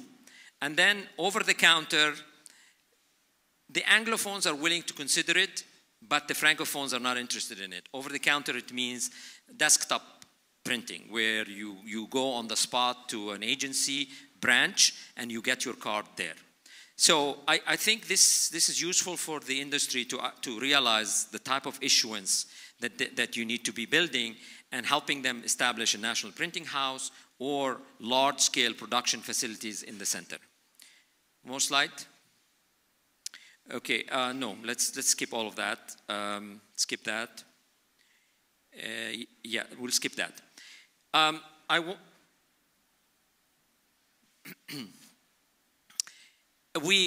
We went back and updated the priorities for 2018 based on data from the 2017 plus the 2018. So the priorities not in any order, so don't look at them in that order. We see electronic national ID with affordable secure chip card, ID database accessibility by other application continues to be number one. We see CRVS, including online registration and digitization of paper records. We see harmonization. We see unique identity number popping up. We see biometrics across the board. We see interest in legal frameworks. We see need for political support. We've analyzed the political framework and legal framework. We see gaps. Public mobilization and awareness. We see immigration and refugees. Basically, some of you made in the comments that they want to make sure that this is not exploited. The subject is less pressing in 2018, and maybe it's because there is a sense that the international organizations are owning the problem. Even though some of you are doing the enrollment, you're being guided and supported by organizations like the UNHCR. This year, immigration and refugees is a lot less vocal than it was before. Sustainability was also a concern that we've heard. Keep going. Oh, children. We spent a lot of time this morning on children. Continues to be something we will continue to work on. Functional ID, health ID was evoked several times, like health passport. Identity services. We quantified how many percentage-wise will want to put together identity services. Continuous registration versus one-shot campaigns. Standards, I think there is a little bit of confusion about what standards mean and what standards you need, but there seems to be a uniform desire to have standards. Capacity building and training, as I showed yesterday, 2 days ago, continues to be the highest need for assistance or the highest valued activity with the development agency. ICT infrastructure, we did not probe that this year, but in prior year was a big concern. Many of you said we need to make investments in our ICT infrastructure. There's no point in building national ID databases if we cannot secure them, access them, and make them available to others. Data security again, and then PPP for ID.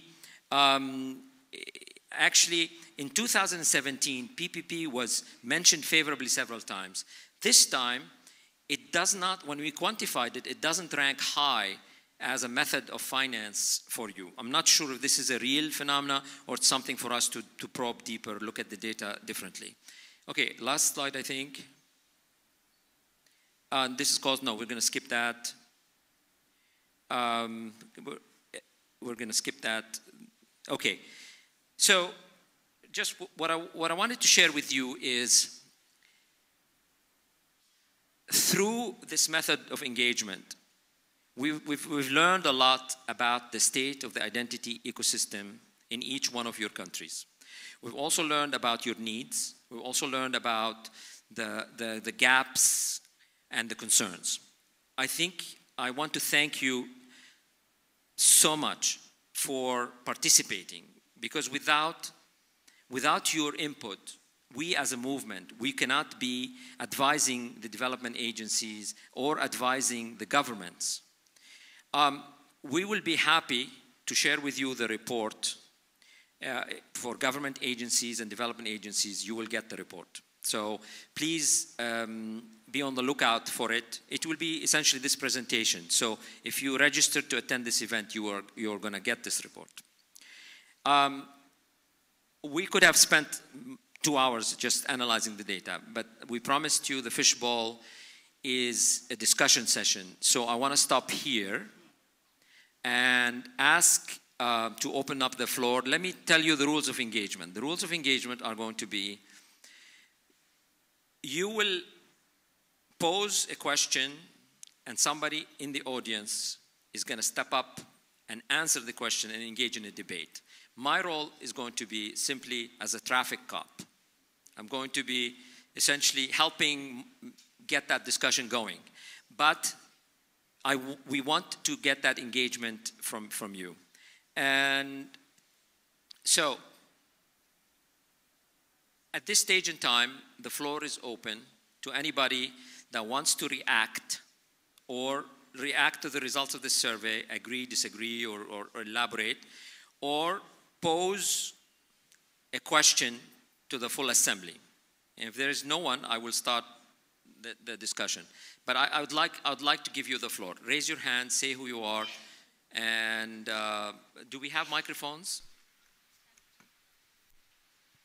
Yes, we have in the front.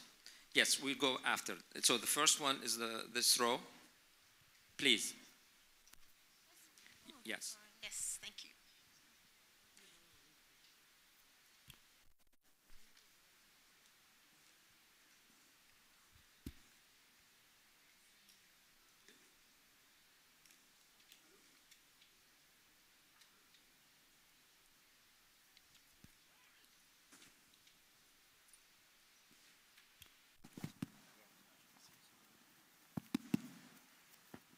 Allô, je suis Konaté, Office national d'identification Côte d'Ivoire. Excusez-moi, j'ai deux petites questions. La première question, elle est relative au PPP. Oui. Au PPP, quelle est la justification de ce désintérêt pour le PPP? Je voulais savoir pourquoi. Ça, c'est ma première question. La deuxième question, elle est relative à la protection des données à caractère personnel. Alors, j'ai été surpris de voir que les États francophones marquent peu d'intérêt pour les données à caractère personnel, alors que nous nous battons aujourd'hui pour la mise en place des registres nationaux. Et ces registres nationaux, les statistiques l'ont montré, doivent être prioritairement logés dans les autorités nationales chargées de l'identification. On ne voudrait pas que les données à caractère personnel se trouvent aux mains des opérateurs privés. Oui. Bon, et je pense que c'est mon opinion, l'étude m'a vraiment beaucoup surpris, qu'il y ait ce manque d'intérêt pour les données à caractère personnel dans les États francophones. En tout cas, ce n'est pas le cas pour la Côte d'Ivoire qui, à notre niveau, on a une institution en charge de la protection des données à caractère personnel. C'est un peu mes deux interrogations. Je vous remercie. En fait, c'est mieux d'avoir les données à caractère personnel logées avec une organisation nationale d'identification. Ça, c'est clair. Il y avait d'autres gens qui ont dit peut-être que ce sera l'organisation ou l'agence qui a saisi les données. Mais la plupart des gens pensent que ça devrait être logé au niveau national dans une organisation centrale. Alors, aussi, on a vu que le pays francophone s'inquiète beaucoup sur la question de la sécurité des données. Alors, à mon avis, la question de sécurité des données et de la vie privée, c'est une question de langage. C'est lié. Si on peut protéger les données, on peut contrôler l'accès à ces données. On n'a pas pu éplucher, on n'a pas pu approfondir la question pour savoir. Je pense que le langage en anglais, c'était beaucoup plus clair. Troisièmement, la question de PPP. Ce n'est pas que les gens sont contre le PPP, mais s'ils ont le choix, c'est une question. Qu'est-ce que vous voulez mettre en place comme mécanisme de finance? Les budgets du gouvernement numéro 1, un prêt pour le projet de la part des agences de développement, c'est deuxième. Alors, de préférence, c'est les deux mécanismes qui sont plus intéressants. S'il y a un autre mécanisme, comme PPP, où on peut dire on va garantir que les données ne vont pas être exploitées par une organisation privée, parce que la plupart des gens sont contre que les données sont logées avec une organisation privée. Je pense que la question des PPP est liée à la question des données. Et si vous pouvez montrer que même si on collabore avec une organisation privée, mais on garde les données avec nous comme organisation nationale, je pense que la plupart des gens seront partants pour un PPP. C'est ça l'analyse que j'ai vue dans les données, et ce n'est pas contradictoire de ce que vous dites. Merci beaucoup. There was a question in the back right here. Bonjour, Joseph. Sorry, this gentleman who is two rows, yes, next to you. He came. Merci. Mohamed Lintelit de la Commission électorale de la Mauritanie. La problématique que je pose en fait, c'est que pour la plupart de nos pays, la mise en place d'un centre national de carte d'identité biométrique a à peu près résolu la problématique de la liste électorale, qui devient en fait un sous-système, l'extraction de ceux qui ont l'âge de voter et d'ajouter les données proprement électorales au niveau des commissions. Mais l'aspect qui n'est pas trop résolu pour moi, c'est que dans la plupart de nos pays, nous avons un territoire suffisamment grand, pas trop couvert par les sociétés de communication, et les solutions apportées par le mobile pour le vote, l'authentification, le transfert, la confidentialité et la sécurité des résultats du vote restent encore pas trop maîtrisés, pour ne pas dire trop sous-développés dans nos pays. Est-ce qu'il y a des expériences réussies qui permettent la transmission des résultats dans les délais réglementaires, c'est-à-dire généralement 72 heures ou 48 heures, et qui nous permettent d'éviter des problèmes de l'après-vote. Voilà, c'est à peu près la question. C'est une bonne question. Can we have the floor? Anybody who has the experience where you've succeeded in building electronic voting systems based on the extraction of voter lists from the national ID, but also in tallying and in producing reliable voter results within 48 hours of the event itself. Maybe if somebody from Kenya can share with us their experience, or anybody else that wants to share. Ruben, do you want to comment? Please give Ruben a microphone. Okay, thank you very much for being nominated to give a comment on this particular area.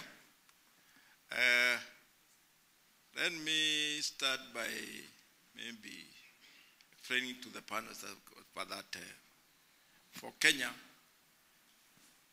right from when we started, and maybe that goes for a lot of other Anglophone countries, and even the Francophone countries, where the colonialists introduced identity card systems for various reasons. Some of them were for security purpose identity, others were for tax purposes, and others political.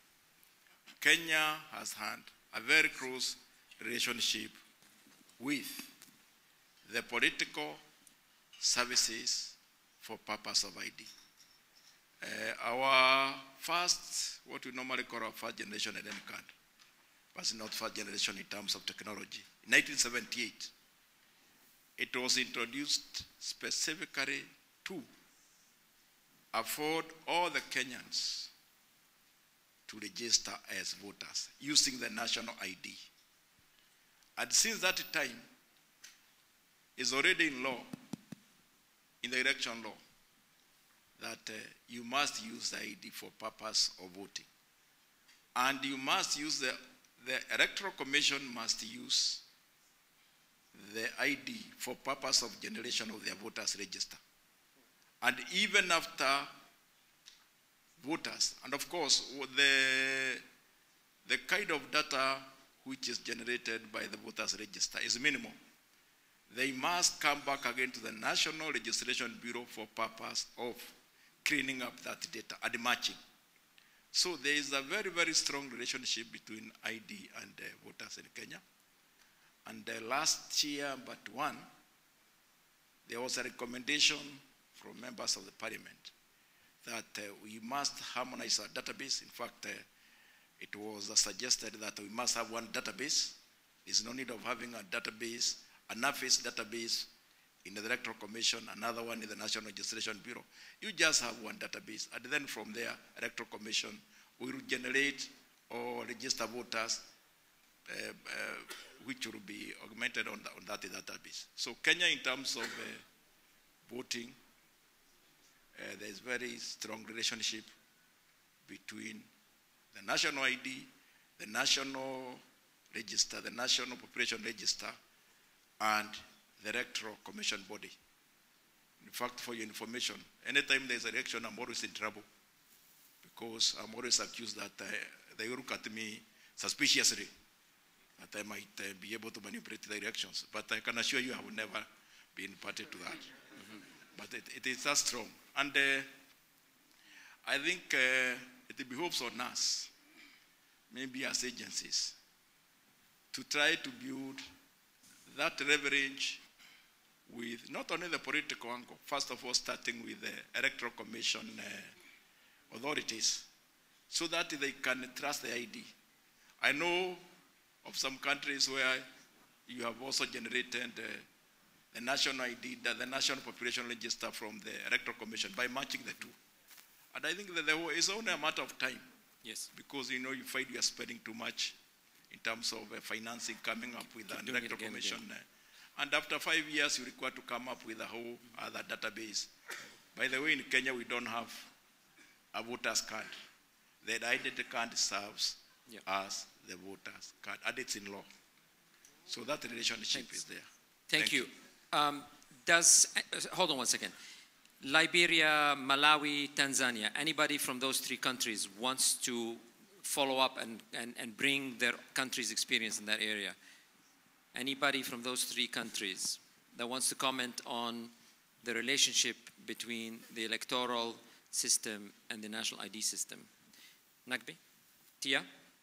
Please on the front.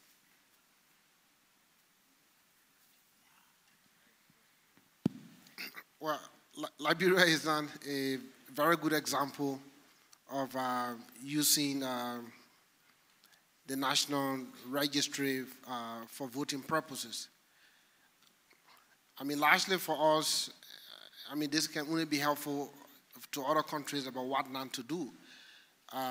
Most of that has been because our national registry has taken too long to get online.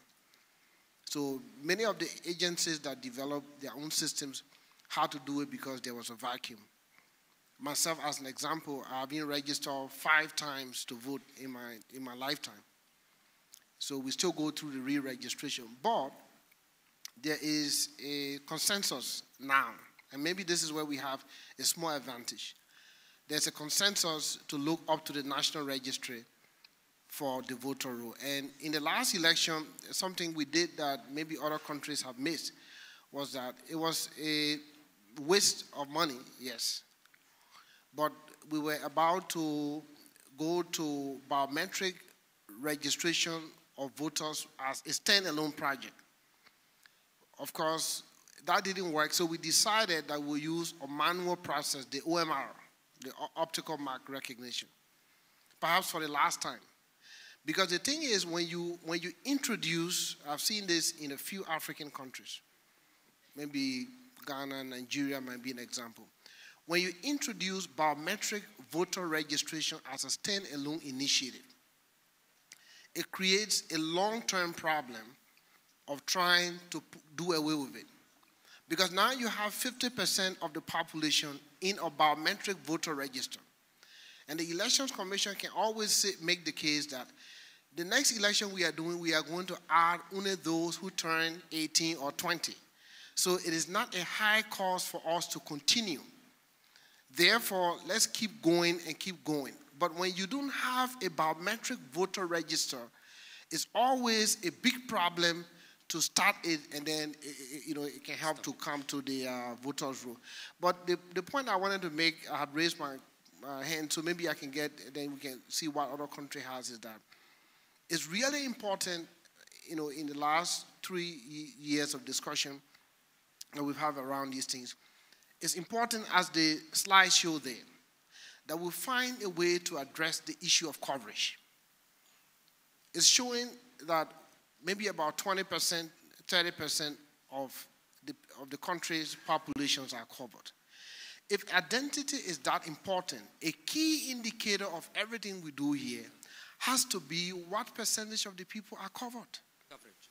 And we have to make this a deliberate target, I believe, in this movement, year to year, to be able to measure it and to be able to find out what are the obstacles to achieving our targets.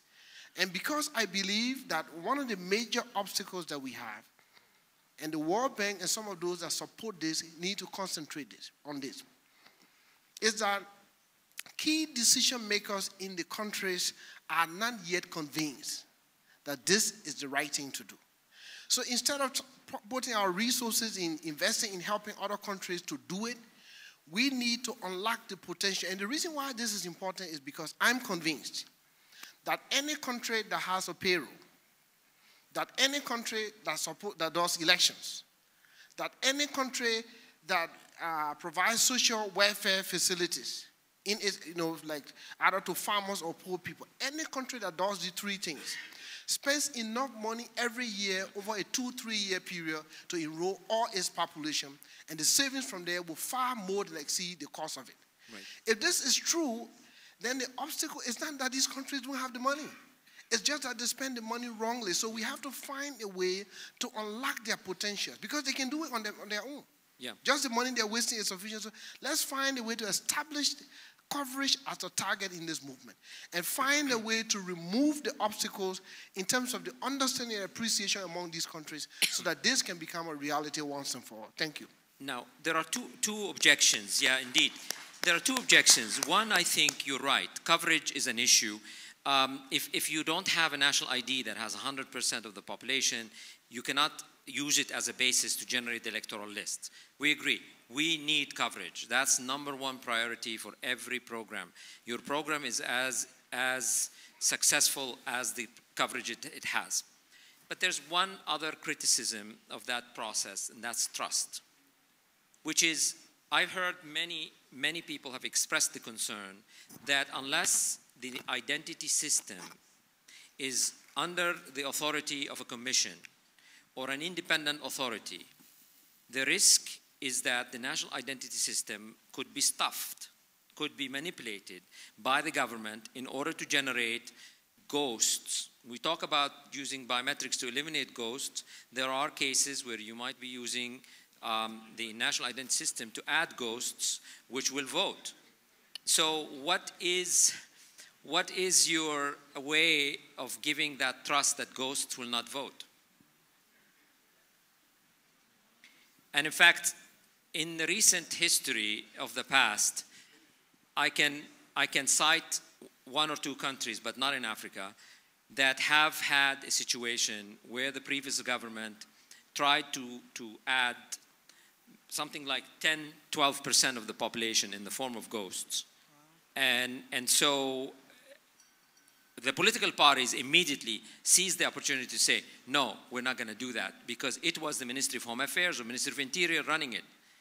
So to me, this is the second pillar or second obstacle: coverage and trust. Actually, DJ Aziz, do you care to comment on what's happening in Nigeria? If it is too politically sensitive because the elections are coming, I would understand, but I don't want to put you on the spot. Okay, thank you very much. I believe that in Nigeria we have the laws, just the way that they mentioned, the laws are there, that before you enroll for the voters, you must have the NIN. And then there's also the issue of coverage. So far, as I mentioned, we are at 30 million, but the population is 198.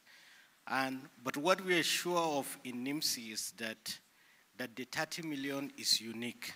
Therefore, that issue of trust have to be there, and that is what we intend to maintain. And we hope that in the next 2-3 years, in the ecosystem approach, we should be able to cover the whole nation. And if we cover the whole nation, and with the trust that is there, then we will not have any excuse again not to use the data to authenticate whatever services that government is issuing. Thank you very much. Right. So, I mean, that's definitely a dream to get to. Thank you. Let's keep the dialogue going. Yes. Patience. Yes. Well, thank you for giving me the floor. I just wanted to say, in the case of our country, based on the question that was raised, one thing we did, and it was by consensus, because all stakeholders, I come from Cameroon, come together. We agreed on a recompilation, because when the electoral management body was created, there was this question and lack of trust in terms of what the ministry at the time had created. So now we have a biometric system that started officially in 2012, towards the mid part of the year. Everything was put down to ground zero. And when it started in 2013, September, we had the first elections for everybody, legislative, municipal, based on the biometric system. This one was accessible to everyone, not the senatorial. That was a college thing. And so it was cleaner. We had over 5 million persons. Now you must know the potential of voters in your country. In a country, you must be 20 years and above. So in a country at the time, we had about 9 million potential. Now we have about 11, based on what the Director General of Elections said last time. If you have that kind of system, and you use the national ID as we do, it's once in a lifetime when you come to the age for a national ID, and you have a voting system that says you would have a biometric voter card once, it's for a lifetime, except if it would only change based on the AFIS or the ABIS thing when you move, when you change your council where you live. If you move, because we have 360 councils, and elections Cameroon is very decentralized, is found in all the 360 councils. So we have 10 regional offices, 58 divisional branch offices, and we have 360. So proximity is assured. We deal with proximity, and it can only change then. If you're dead, you're dead. And we have a system when people die, because the voting commission, the various commissions, which begin with registration, are made up of administrators, made up of a representative from the political party, made up of the civil society. So in every local office, it's easy for us to be very close. That's why we say, are you in the enclave zones? Are you in the rural zones? And watch it, if 60% of Africa's population right now is rural, and you want to go for local elections, you've got to be there. It's not a sham thing. So you'd see, we are everywhere. And you know, Cameroon is like the Africa in miniature, maritime, the Sahelian, and we are there. That's a fact. You have to be very close. You have to work on an events calendar. You should know when they have those events, when they come out. What do you do with the nomads, the cattle drivers? What do you do with the pygmies, those who live in the forest, the hunters when they move? Based on your biometric system, the AFIS and the ABIS. And of course, remember, some countries based on the law, registration for voting is not obligatory. It is your fundamental human right. Voting, I can be registered and I decide not to vote for one reason or the other. So what is your potential? What is the population? In 2010, based on the census results, we're over 19 million. When I looked at Weldometers on the 13th, we were about 24, but we're waiting for the census to confirm that. It should come from the country. So we should know that too. So you have a birth certificate. When you come of voting age, you have your national, when you come of age, which is not 20 at that time, you have your national identity. You can register at 20. You can have, if you're registered, you have a receipt, and then you have your voter card, which is biometric for a lifetime, except when it's necessary. They can change because we have all the data. When you indicate and you ask for a modification, they go through the process on paper, and then they will switch where you have to vote. For the presidential elections, it's a unique constituency. So the Cameroonians out of the country, the 40 diplomatic missions where we can vote. Those who have a consular card based on the passport they have, the Cameroonian passport, which comes from the national ID, because there are different slots that would make it possible. They can vote out. But for the council elections, the legislative elections, they can't run for that. And so for the senatorial in our country, you know that it's closed. It's an electoral college. Only municipal councillors can vote for them. So as for now, all the stakeholders who came together to ask for a biometric system, we agreed on fingerprints, we agreed on the face, we agreed on other data. Those ones you'd write down. It stands, so nobody's going to do so far. Patience, what happens to the data after the election? Will it be institutionalized by an institution that's permanent, or will it be with the commission? This is it. I'm going to tell every year, from 1st January to the 31st of August, we open the registers. So it's continuous registration? It's continuous. It's not continuous once you registered once, except if I'm moving out of the country permanently, I would indicate. But you take the biometrics again? No. Since I will indicate and it can be modified. The slots are there, your fingerprints and things, so they match and they know that, so you can't trick. So once you appear 2 times, even if you change, the central system tells you, because we have 10 regional hubs. So every year we do that, except for election year, an election year like this one, where once they call the electoral college, for example, or they say all of us, this is the date, we stop. Okay. So let me give it to my ambassador, he wants to add something. Oui, je voudrais juste ajouter que la liste électorale au Cameroun sur la base de la loi est permanente. Pour répondre à la question du docteur Attic, la liste électorale est permanente. Ça veut dire que oui, lorsqu'elle a été constituée, maintenant que nous avons introduit le système biométrique, les données sont enregistrées dans une base de données centrale et cette base de données est permanente. Maintenant, pour éviter l'obsolescence du fichier, parce que chaque année, il y a beaucoup de changements au sein de la population, il y a les migrations, il y a les décès, et puis il y a l'âge électoral pour ceux qui ne l'avaient pas avant et qui atteignent l'âge électoral. Et donc, la loi institue que du 1er janvier, comme l'a dit Patience, du 1er janvier au 31 août, il y ait une mise à jour du fichier électoral. C'est une mise à jour. Ce n'est pas forcément... une campagne d'enrôlement. Oui, c'est une mise à jour. C'est-à-dire que ceux qui n'étaient pas inscrits avant, qui ont atteint l'âge électoral, peuvent s'inscrire. Ceux qui ont changé de domicile, parce que si vous avez changé de domicile, les données personnelles qui sont enregistrées dans la base de données centrale doivent être transférées à votre nouveau domicile. Oui.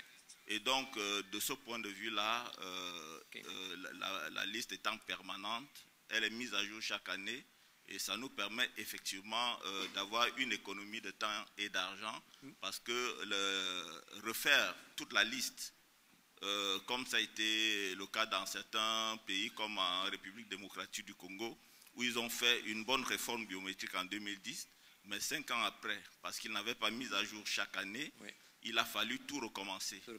Donc c'est le système que nous avons au Cameroun. Mais le registre électoral fait office de registre national de la population ou pas? Alors, le problème, c'est que nous n'avons pas un système harmonisé. Nous avons un système biométrique logé au sein de la commission électorale qui est utilisé par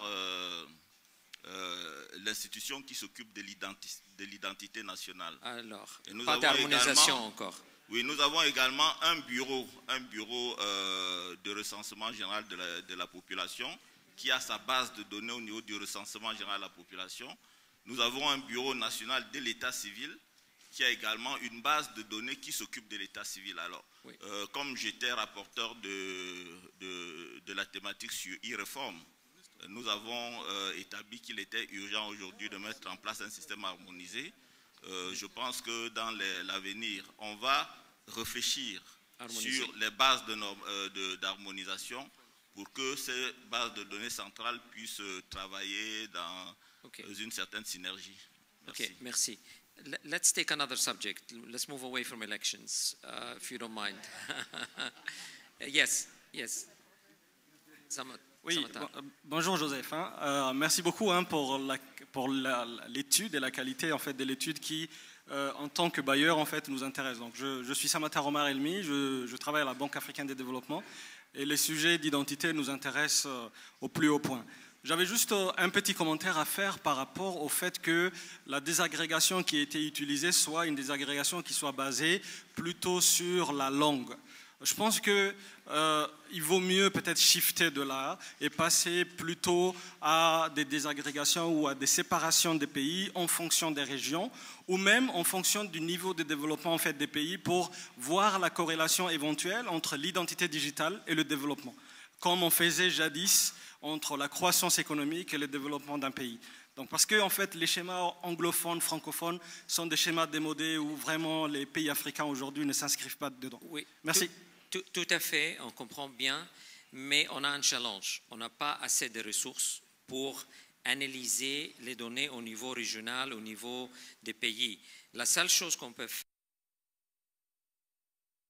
par la langue qui a été choisie par les délégués de prendre comme langue de préférence.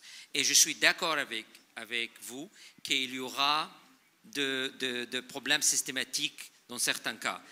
C'est pour ça que je préfère présenter l'ensemble, mais parfois quand j'ai vu que même si c'est une question de langue, il y avait de différences statistiquement importantes, je me suis dit autant de présenter ça pour stimuler la discussion, pour voir pourquoi ça existe. Mais je suis d'accord avec vous, si on a les finances de la Banque africaine de développement, on peut mettre en place des études beaucoup plus importantes et nous sommes partants en partenariat avec vous.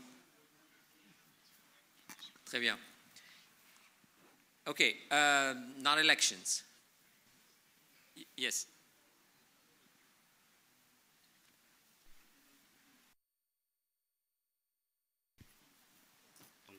Bonjour à tous, je suis Isman Ali, je représente une société de services africaine donc, qui est impliquée dans les solutions IT concernant l'état civil mais aussi la population et la caisse de sécurité sociale à Djibouti. Je voudrais poser une question qui a un lien avec l'harmonisation mais également un sujet qui était très important dans les statistiques que nous avons vues qui est la qualité des données. Aujourd'hui, la plupart des pays qui viennent ici ont des systèmes en silo où ils ont déjà des systèmes plus ou moins informatisés. Ils ont, dans certains domaines fonctionnels, de la biométrie qui est déjà en place. Ils ont déjà enrôlé des populations. Ma question est, en termes de qualification de ces données, de finalement consolidation, on n'a pas vu beaucoup de solutions. Les solutions qu'on voit sont des nouveaux équipements, des solutions de nouvel enrôlement encore qui ont un coût, un budget. Est-ce qu'il y a aujourd'hui des solutions ou des fournisseurs qui reprennent ces données, peu importe la technologie avec laquelle ils ont été numérisés, qui permettent de les intégrer et puis de les exploiter tout en résolvant la problématique des doublons et de la qualité des données? Merci. Dans sa présentation, DJ Aziz a dit si on ne peut pas vérifier les données, on ne va pas utiliser cette base de données. DJ Aziz said in his presentation, if we cannot validate the data, we won't use the data. And so I think that's an important principle. DJ Aziz, would you care to elaborate on sort of what criteria do you use to validate data? Okay, thank you very much. First of all, we have different equipments that are capturing the equipments, and all of them have different qualities. Sometimes the DPIs are so low, and then some are very high. But we had a harmonization committee that is made up of about 26 agencies here. So we agree on those qualities. And the ones that we have been harmonizing so far are the ones that follow those standards, follow the standards, and also even the number of fingerprints too is important, as you can see from here that we said is the 10 fingerprints. So if you have 4 too, we may have some question mark on those things. But as we know, garbage in, garbage out. So the first important thing is how you capture the data. There are some agencies that have captured data under the tree or beside the roadside. And we know that in Africa, you can do mobile. But way back in 2000, one of our programs that we had, we sent out 62,000 equipment, and then they captured data anyhow. But when we started this, we said, no, it has to start from an environment where you can audit that system. At the end of the day, somebody will ask you, how did you take the data? The person will even say that he wasn't in your own environment, in fact. So we have processes to follow that, just to make sure that capturing the data is accurate. Then you have a very good back-end system that will duplicate this data. And sometimes it may take time, but it's better to follow the process and get unique identification. So our we have several criteria, and at the back end too, we do checks. Sometimes we check regularly, apart from the deduplication. Then you have the adjudication, which is done manually by humans, and we also don't even allow those people to work for more than 6 hours, because so that they don't even make mistakes.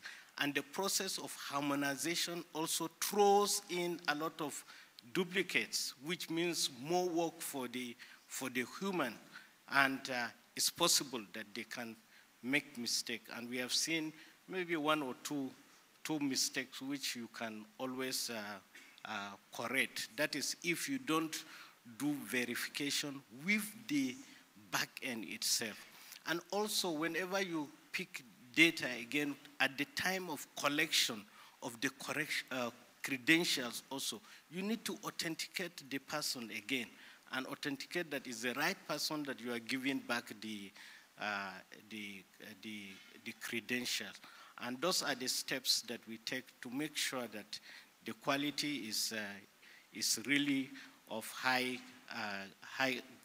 standard, and then there's high accuracy in what we do. Still, you may get this, even if you have 99.999%, so that 0.001% of even the 30 million records that we have now, then you're talking of, like, say, 300 people that may have some form of error. So it's very important to make sure that the system end-to-end, that you check for accuracy. Thank you very much. Excellent. Allow me to add to that a perspective. When you build identity systems, I think we can all agree that the industry has solved the problem of deduplication, meaning we can build systems where an identity, whether it's true or false, will only exist once in the database. That problem is solved.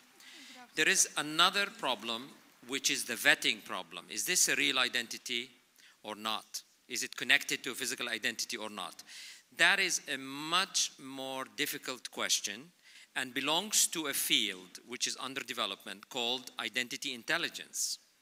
Identity intelligence are platforms which basically build the idea that identity does not exist in a vacuum. Therefore, when you move in the world, you leave behind you a trail we call the footprint. You leave behind you a footprint. So identity intelligence is a forensic approach to analyzing the footprint and to basically saying this footprint is real. So what is available to identity intelligence platforms? And this will come to Africa. Those are happening in the Western countries. For example, in the United States, what does an identity intelligence platform do? Identity intelligence platform cross-references against repositories of information that are already existing. That includes social security numbers. For example, in the United States, if this person exists, then you can ping the database of the Social Security, and there is a service that comes back and says, yes, this name and this number are associated with each other. That's good. You can ping also social media. You can ping Google. If there is a person that does not have a footprint that's on social media, you start wondering, why is this person so non-existent? It's a synthetic or artificial ID, or somebody who's really, really good at avoiding exposure. Third, there are, in some developed countries, the registers of birth and death, which you ought to be pinging against. So Facebook, social media, Google, social security numbers, cross-referencing against other databases, including the databases which the private sector have been building. For example, in the United States, if you want to know that somebody is real and exists, you don't ask the government. You ask Equifax. You ask the credit bureaus, because the belief is you are as real as your credit. If you don't have credit, then you don't exist in the United States. And so I think we're going to see that emerging in Africa with the emergence of credit bureaus, with the emergence of big data that tracks your, unfortunately, it's going to be a privacy invading platform, but if it's public records, they're going to say, I'm a consolidator of public records, and statistically speaking, Joseph Attic exists. Why? Because he leaves behind a trail of crumbs called his footprint. And it's amazing how reliable they can know about you from the transactions you make. As we transform the continent to a digital platform, we're going to leave behind a trail we call the digital exhausts. And at some point, the identity authorities, when they enroll somebody, invariably are going to ping those platforms of identity intelligence. They're still in the development stage. They exist, they're developed, but they're as good as the data that they consolidate and they access. At some point, this is going to happen. How long from now? My expectation, from 5 to 10 years, we're going to start to use social media to vet identity. This is the same as electoral crowd vetting. What you do is you publish the list of people and then put it in the community. And if the person is fake, doesn't exist, somebody's going to say, who is this person? We don't know him. So crowdsourcing is going to be a mechanism to vetting people. You can claim something, but crowdsource your peers. The gentleman this morning, Adam Perrault, spoke about a platform which is a commercial platform where you essentially go on a mobile phone and you declare all this information. You get 0 score because nobody's validating you. But if you have people validating you, then you exist. Think about LinkedIn. If you have 5,000 people who are linked to you on LinkedIn, who interact with you on LinkedIn, this is validation that you are who you claim to be and your credentials are right. When we get applications from people to ambassadors or nominations to attend the event at ID4Africa, what do? We check LinkedIn. I'm telling you a secret, but in fact, it just shows you we have to vet individuals to make sure who they are, et cetera, et cetera. So I think, I'm not sure any of the identity authorities in the room have already begun to use that because there's no systematic way. I cannot scale. I can do it for 1,000 people, but I cannot do it for 30 million people. At some point, identity intelligence platforms will be so automated that they will only alert you when there is an anomaly. Okay, let's keep that dialogue going. Yes, in English this time. In English, okay. Alain Ducasse from France. My question is about data protection that has been spoken many times. To my point of view, there are 2 other worlds than the world of EID to have to be spoken about. The first is linked with the risk of cyber criminals to penetrate into the population registers. These need to have a dialogue with the people of the cyber security. We did that last year, and the result of the forum was that it is quite sure that cyber criminal will enter into population register. So the question is, of course, to protect it, but also not to put the original data inside, but data that is transformed in order that they have no use for the cyber criminals.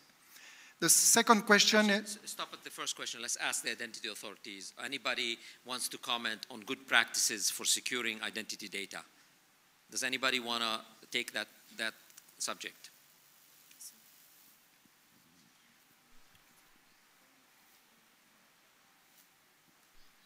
Yes, there's a hand in the back. Yeah, please, the microphone to the left.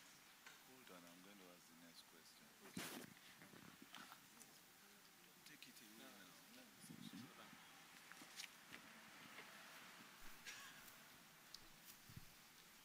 Yes, hello, Jérôme Buchler, consultant in the field.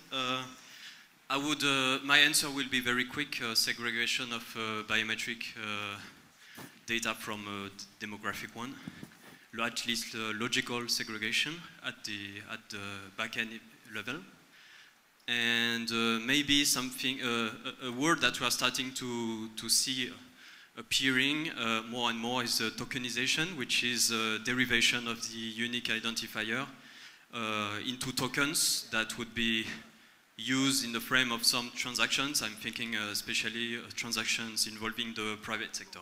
So that's something that we can drill into in order to implement safeguards on that topic. Thank you. Okay, so at least a couple of options: tokenization, segregation, basically maybe a plausible cover where you distribute the data so that anybody who hacks the node cannot download the entire database, but maybe can attack you. There are mechanisms to do that, and I'm sure the identity authorities are not going to tell us exactly what their security mechanisms are, rightly so, but it's something that is a concern on their mind because their reputation is on the line. Second question.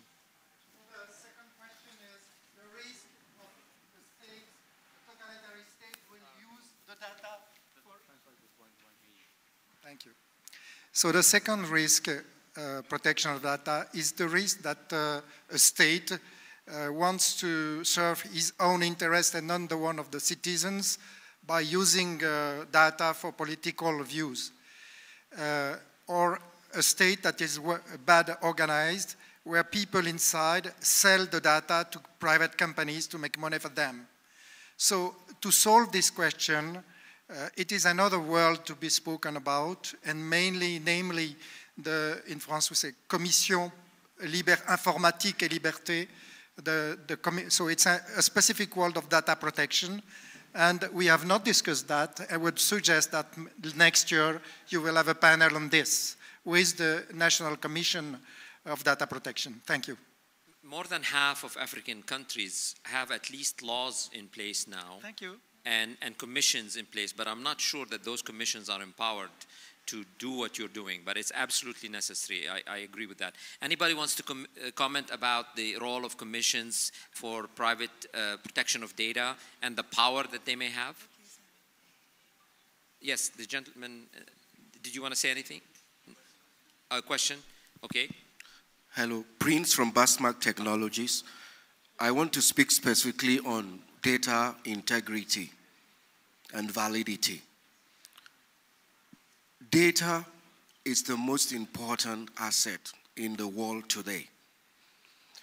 There are a lot of tools that government agencies can use for masking data, for redacting data, or for specifically basically manipulation tools that it's only known, encryption, decryption tools, and data could be masked in such a way that users' rights are created and you can only have access to, for example, if you're trying to take my Visa card number, you can see up to a point, and after that, you can copy everything.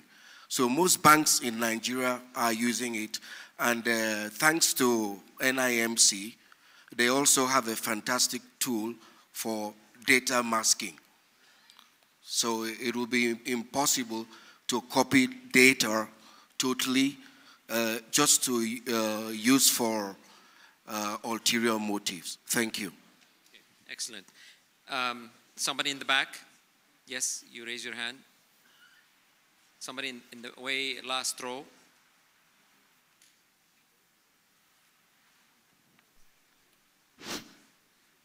Thank you, Dr. Joseph. I want to say something on data protection also. Biometric is also solutions for data protection, as I am experienced in. You know that biometrics can allow you to verify, validate, and give authentication also. Who is accessing that data? For example, if any sector builds that the interoperable data system, any sector from e-commerce or from any other administrative sectors, also they have an access to, they have to give an access using biometric validation like fingerprint or any other accesses. So biometric is also a solution for data automation, validation, verification, and authentication. This is the way how we can protect our data. Okay. Thank you. I mean, it's clear that the subject of data protection and privacy is going to be with us next year. So, yes, there's somebody on the left.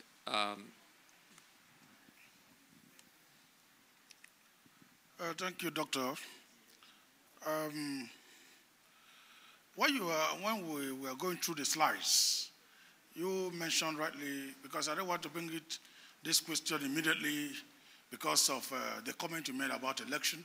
I wanted you to forget about election before I came up again. The issue, when you gave us the data and the percentages of the results from Anglophone and Francophone, and it was discovered that the biometrics, electronic voting will be expected maybe in 10 years' time, when it will be perfect. I don't know the class of people the population that was surveyed, but left for most of the Africans, that is those that are really interested in integrity in election, who expect that many would have opted for electronic voting, which will give us sanitary result and good result, integrity, and something that we can really vouch for. What I'm saying is that if you had surveyed people that are the lower cadre, they will tell you that we need that. Because even all these things we are talking about, if we have good governance, it will jumpstart most of these operations and will get them through within some few years, not even up to 10 years as you suggested. And again, I also want maybe in the next meeting too, that more emphasis will be laid on attributes of good governance that can make African countries to come up. I could hear some inputs from many countries, but now that we know the world is on our palms, it is not something that you stay in your country and say that we are doing this. Someone can Google and say, oh, you have all these things on ground, but why is your result like this? So I expect that when we are meeting again, that some of the indicators for good governance could be brought up so that we'll be able to meet up with the so-called advanced countries. Because we are not happy that we're in a third world when God created only one world. Thank you very much. Thank you. Thank you for this comment. Thank you. There is somebody just next, and then next, and then next. Hello. Thank you for giving me this opportunity. I would like to answer his question about e-voting. Okay. Back again on elections. Yeah. Okay. I observed 2011 general elections. I get the result. I submitted the report. I don't think it's the right time to do it because we are still on identification. We still have robbed that. During the election, you see multiple face, you see double name, you see someone, his face, and you see someone, his number. This is indicating that the data is a robbed data. So what I'm trying to say is when I see ID I think I see hope for Africa, not only for Nigeria, because I think it is a work of it's very important to do this, to do identification, than to do even the capital project you see doing. Because without doing the benefit of this cannot be overemphasized. Okay. I learned a lot from Tuesday of today, you see it. I think e-voting, it will not be possible for right now. Let's do education, it's very important. And that's why the majority said not even 10 years. So keep going to the back, because there is another hand. Yes, with this one, and then the one in the back. No elections, please. Thank you very much. My name is Sam Afamika from Ikuba Technologies. During the course of your presentation, you spoke about business processes and how it was uniform across the Anglophone and the Francophone countries about how that was a focus much more than the technology, because we're settled on the technology. Not much has really been said. We need to unpack that discussion or that point about business processes. One of our colleagues mentioned lack of coverage. I think it was the gentleman from Liberia. It's a real big problem, and I'm a believer that that's because we've not quite locked down the business. Well, one of the challenges, we've not locked down the business processes. I think that needs to be unpacked some, because there's things to do with efficiency, things to do with the interface with the politics and the governmental side of things. Another point I wanted to sort of bring out was the environmental factors. It's relevant because the environment in which we do our work of identification and getting the databases populated and so on and so forth need to be looked at as well. The environmental factors in Nigeria are very interesting. 180 million people plus, compared to, say, Malawi or Zimbabwe or something like that. That's huge. We speak over 200 different languages. We have 6 geopolitical zones in this country. So it's relevant, let me put it that way. It needs to be looked at. And I also wanted to respond to one of the points that one of the gentlemen asked about, the sharing of information, making sure that data is not sold. You made a very good point about how it's inevitable. The privacy of information is going to be increasingly an interesting topic. But you see, we cannot, when we gather the information for a purpose, for use. And so I think it's important to strike a balance between how we use that information and how we protect that information. One of the biggest reasons we embark on this very interesting journey is because we want to empower people at the bottom of the pyramid. We want to raise financial inclusion. A lot of the financial institutions today will want to use that information, to build credit bureaus and so on. I'm pointing towards sort of economic engines. Jim Collins, in his book Good to Great, spoke about economic engines. One of the challenges with identity management is funding. How do we raise the money? Well, we say that data is the new oil. So how do we marry these points? Somehow you need to raise inclusion, raise development, so on and so forth, so you have gold. Okay, how do we use that gold? It's very interesting. Thank you very much. Yes, so data is definitely going to be driving our movement going forward. One back and then one front.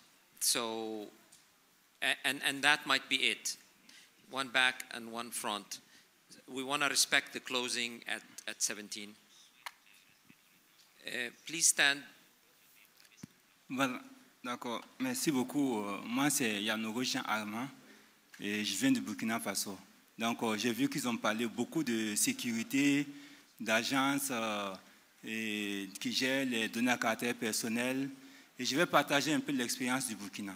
Alors, au Burkina, en matière de sécurité, nous avons une base de données d'état civil qui est actuellement fonctionnelle, qui est installée entièrement au Burkina dans des serveurs clusterisés, dans des data centers installés uniquement au Burkina. Donc ça, c'est déjà le premier élément de sécurité. Alors, pour ce qui est des données, nous avons une agence nationale de sécurité des systèmes d'information qui suit de très près la sécurité de toutes les données qui sont utilisées. Et nous avons, en matière de données à caractère personnel, nous avons la CIL, et Commission nationale, Commission de l'informatique et des libertés, qui s'assure que les données sont utilisées à bon escient. Donc voilà un peu pour ce qui est des libertés. Alors je vais venir un peu sur là où on est avec l'identifiant unique au Burkina. Alors nous avons eu un atelier en mars passé, du 15 au 16, qui nous a permis de mettre en place une feuille de route. Et dans cette feuille de route-là, il y a une commission et un comité de suivi de la mise en œuvre des recommandations qui a été installé. Et dans cette commission, il y a bien le privé et les OSC, la société civile. Donc, pour suivre de près l'utilisation des données qui sera faite. Donc, c'est pour régler un peu le problème des questions qui se posent sur la possibilité d'utiliser des données à d'autres fins. Donc, je pense qu'au niveau du Burkina, nous avons bien perçu cette préoccupation-là. Et toutes les parties prenantes sont impliquées, y compris tous les ministères sectoriels qui interviennent en matière d'identification des données. Et j'allais apprécier cette enquête qui est très, très fondamentale et qui peut jouer un rôle dans les orientations stratégiques et opérationnelles de dans nos différents pays. Maintenant, la question que j'allais poser, est-ce que cette enquête sera disponible sur le site de ID4Africa? Merci. Tout à fait. On va partager le rapport avec les délégués. I would also say one thing. Pay attention to GDPR, the European General Directorate of Privacy Regulations. I think GDPR has gone into effect, is going to effect in 2 weeks.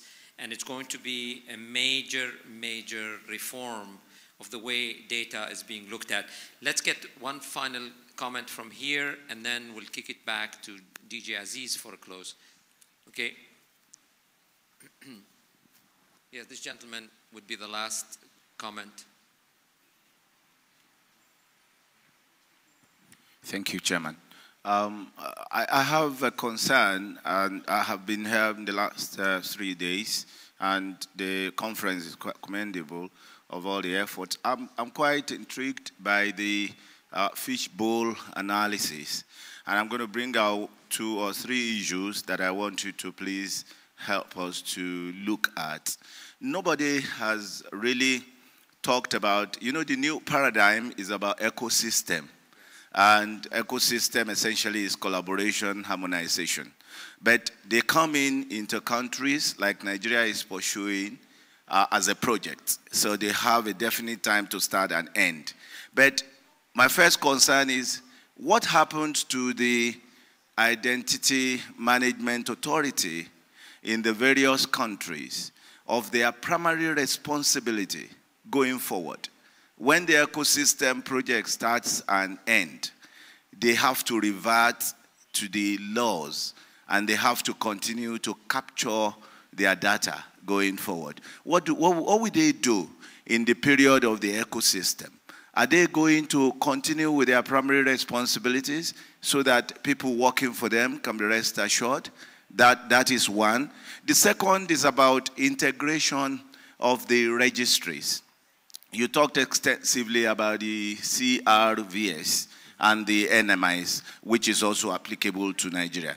What lessons can Nigeria learn from harmonization of those registries, knowing fully well that the CRVS registry has been there for time immemorial, and essentially the data there are paper-based compared to the electronic data that the NMIS registry has? And finally, how can ID4Africa, your own organization, your own movement, how can it be a development partner that will support all agencies across Africa, particularly in stakeholder communication and advocacy? Okay. Thank you very much. Just very quickly, I think DJ Aziz had outlined a vision for the role of an organization like a commission, like NIMC, in the ecosystem. They are the guardians of the national data. They are the ones that are going to deduplicate and make that data available for sectoral exploitation or sectoral use. I'm sorry if I'm speaking on your behalf, but I've listened to your vision and I endorse it very strongly because I think it's a wise vision which defines the role.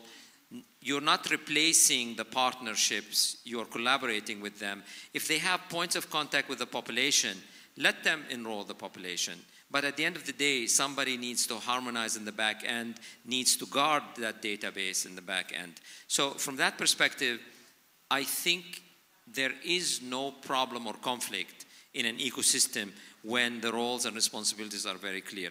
India did it, NIMC is in the process of doing it, South Africa did it, others are in the process of putting roadmaps, Kenya did it. So I think we have enough examples to point out that the ecosystem approach is the right approach and will be successful. As for, remind me the second point.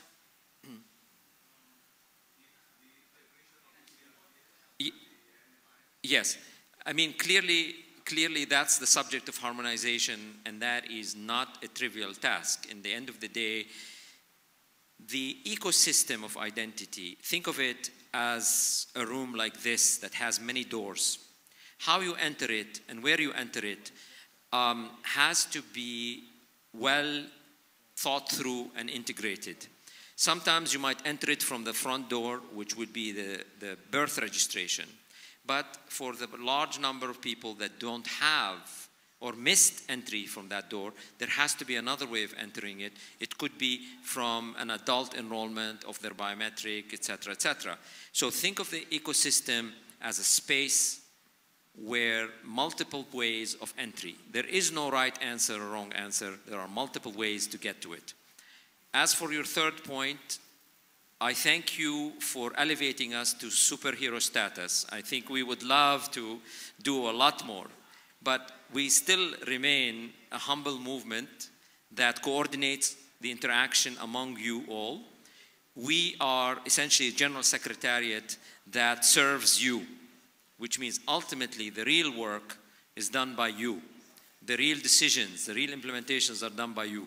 We're here to accompany you, to help you, to coordinate among you, to facilitate exchanges and capacity building activities like we're doing here, to connect you with development agencies by bringing them here, to connect you with the industry by bringing them here.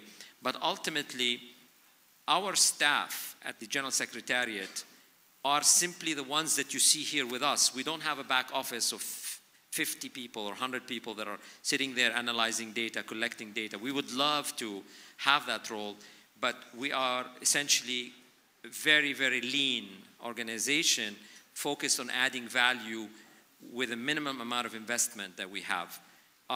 Obviously, we are going to continue to engage and expand our scope of activities. This year, we brought in the almanac, and so far I got a lot of feedback from you all saying, it was a great idea. We're going to continue it. We work hard on the survey. We know the survey is not perfect because we don't have perfect data. And if you want to help us make the data more perfect, participate. Participate. When you receive a call to say, here's a survey, participate. Please don't ignore it. This year, it only took 35 minutes of your time. But I bet you will agree with me that the insights that we've gained and we're going to share with identity authorities is a lot more valuable than 35 minutes of each of your time. Like, it's valuable for you to see this result. So please help us by responding and participating when we need you. But I have to thank the 330 people that participated this year. I think they took the time and effort, and this year they were very meticulous in response. It was not random answers, because we structured some ways to kick out answers that were random so that we make sure we're not getting wrong impressions. So yes, and speaking of the survey, I was told by some people in my General Secretariat that we still have not given out all the books. If you won, you were notified that you won, and you have not claimed your book, it is still there on the registration desk. After we leave today, we will not be able to post it to you. So please make sure you take your book if you are a winner. One more announcement is please, and I add another please, respect the airline schedules to leave on time. Make sure you put double alarms, get out of bed 3 hours in advance when the buses are there. The reason is myself and every single staff member of my General Secretariat will be on a plane for the next either 8 to 18 hours. No matter what emails you send us, we will not get them. So please do not miss your flights. Please worry about getting to the airport on time, ahead of time, and make your flight. Last year, we had a significant number of people that just missed their flight. They missed the bus. They overslept or something. So please, we beg you to help this event close on a very, very positive note by going safely back home without any incidents. So I think we at the General Secretariat, we close here. We thank you. And we thank, of course, NIMC and the government for everything that they've done to make this event a huge success. And I would give this back to the government, back to NIMC for the official close. DJ Aziz. Okay. Thank you. So let me use the podium to... Okay.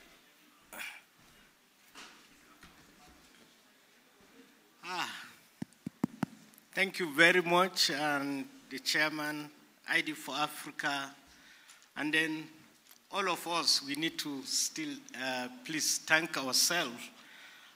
It has been an engaging, educative, enlightening, and also very interesting 3 days. ID4Africa is a movement, and we should all be proud of, support, and collaborate with to achieve identity for all in Africa. And someone mentioned this morning that you don't need an armor to meet a friend.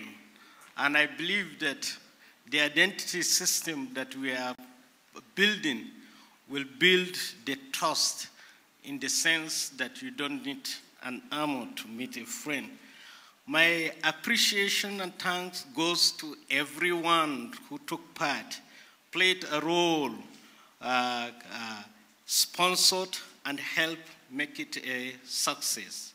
The journey continues in 2019 in South Africa, and by then we'll just report the status of the ecosystem approach. And in this conference, we were able to get confirmation from our donors that they are ready to assist us to really implement the ecosystem approach. And I believe that in South Africa, we're going to report the progress, a double progress. Just like in the harmonization, we promised to double the numbers, and we really did double the numbers. So let's all take home lessons learned and new innovative ways of doing things that has been explored and discovered in helping our various countries to do better. I'll just say thank you all and safe journey back to your destination. Thank you.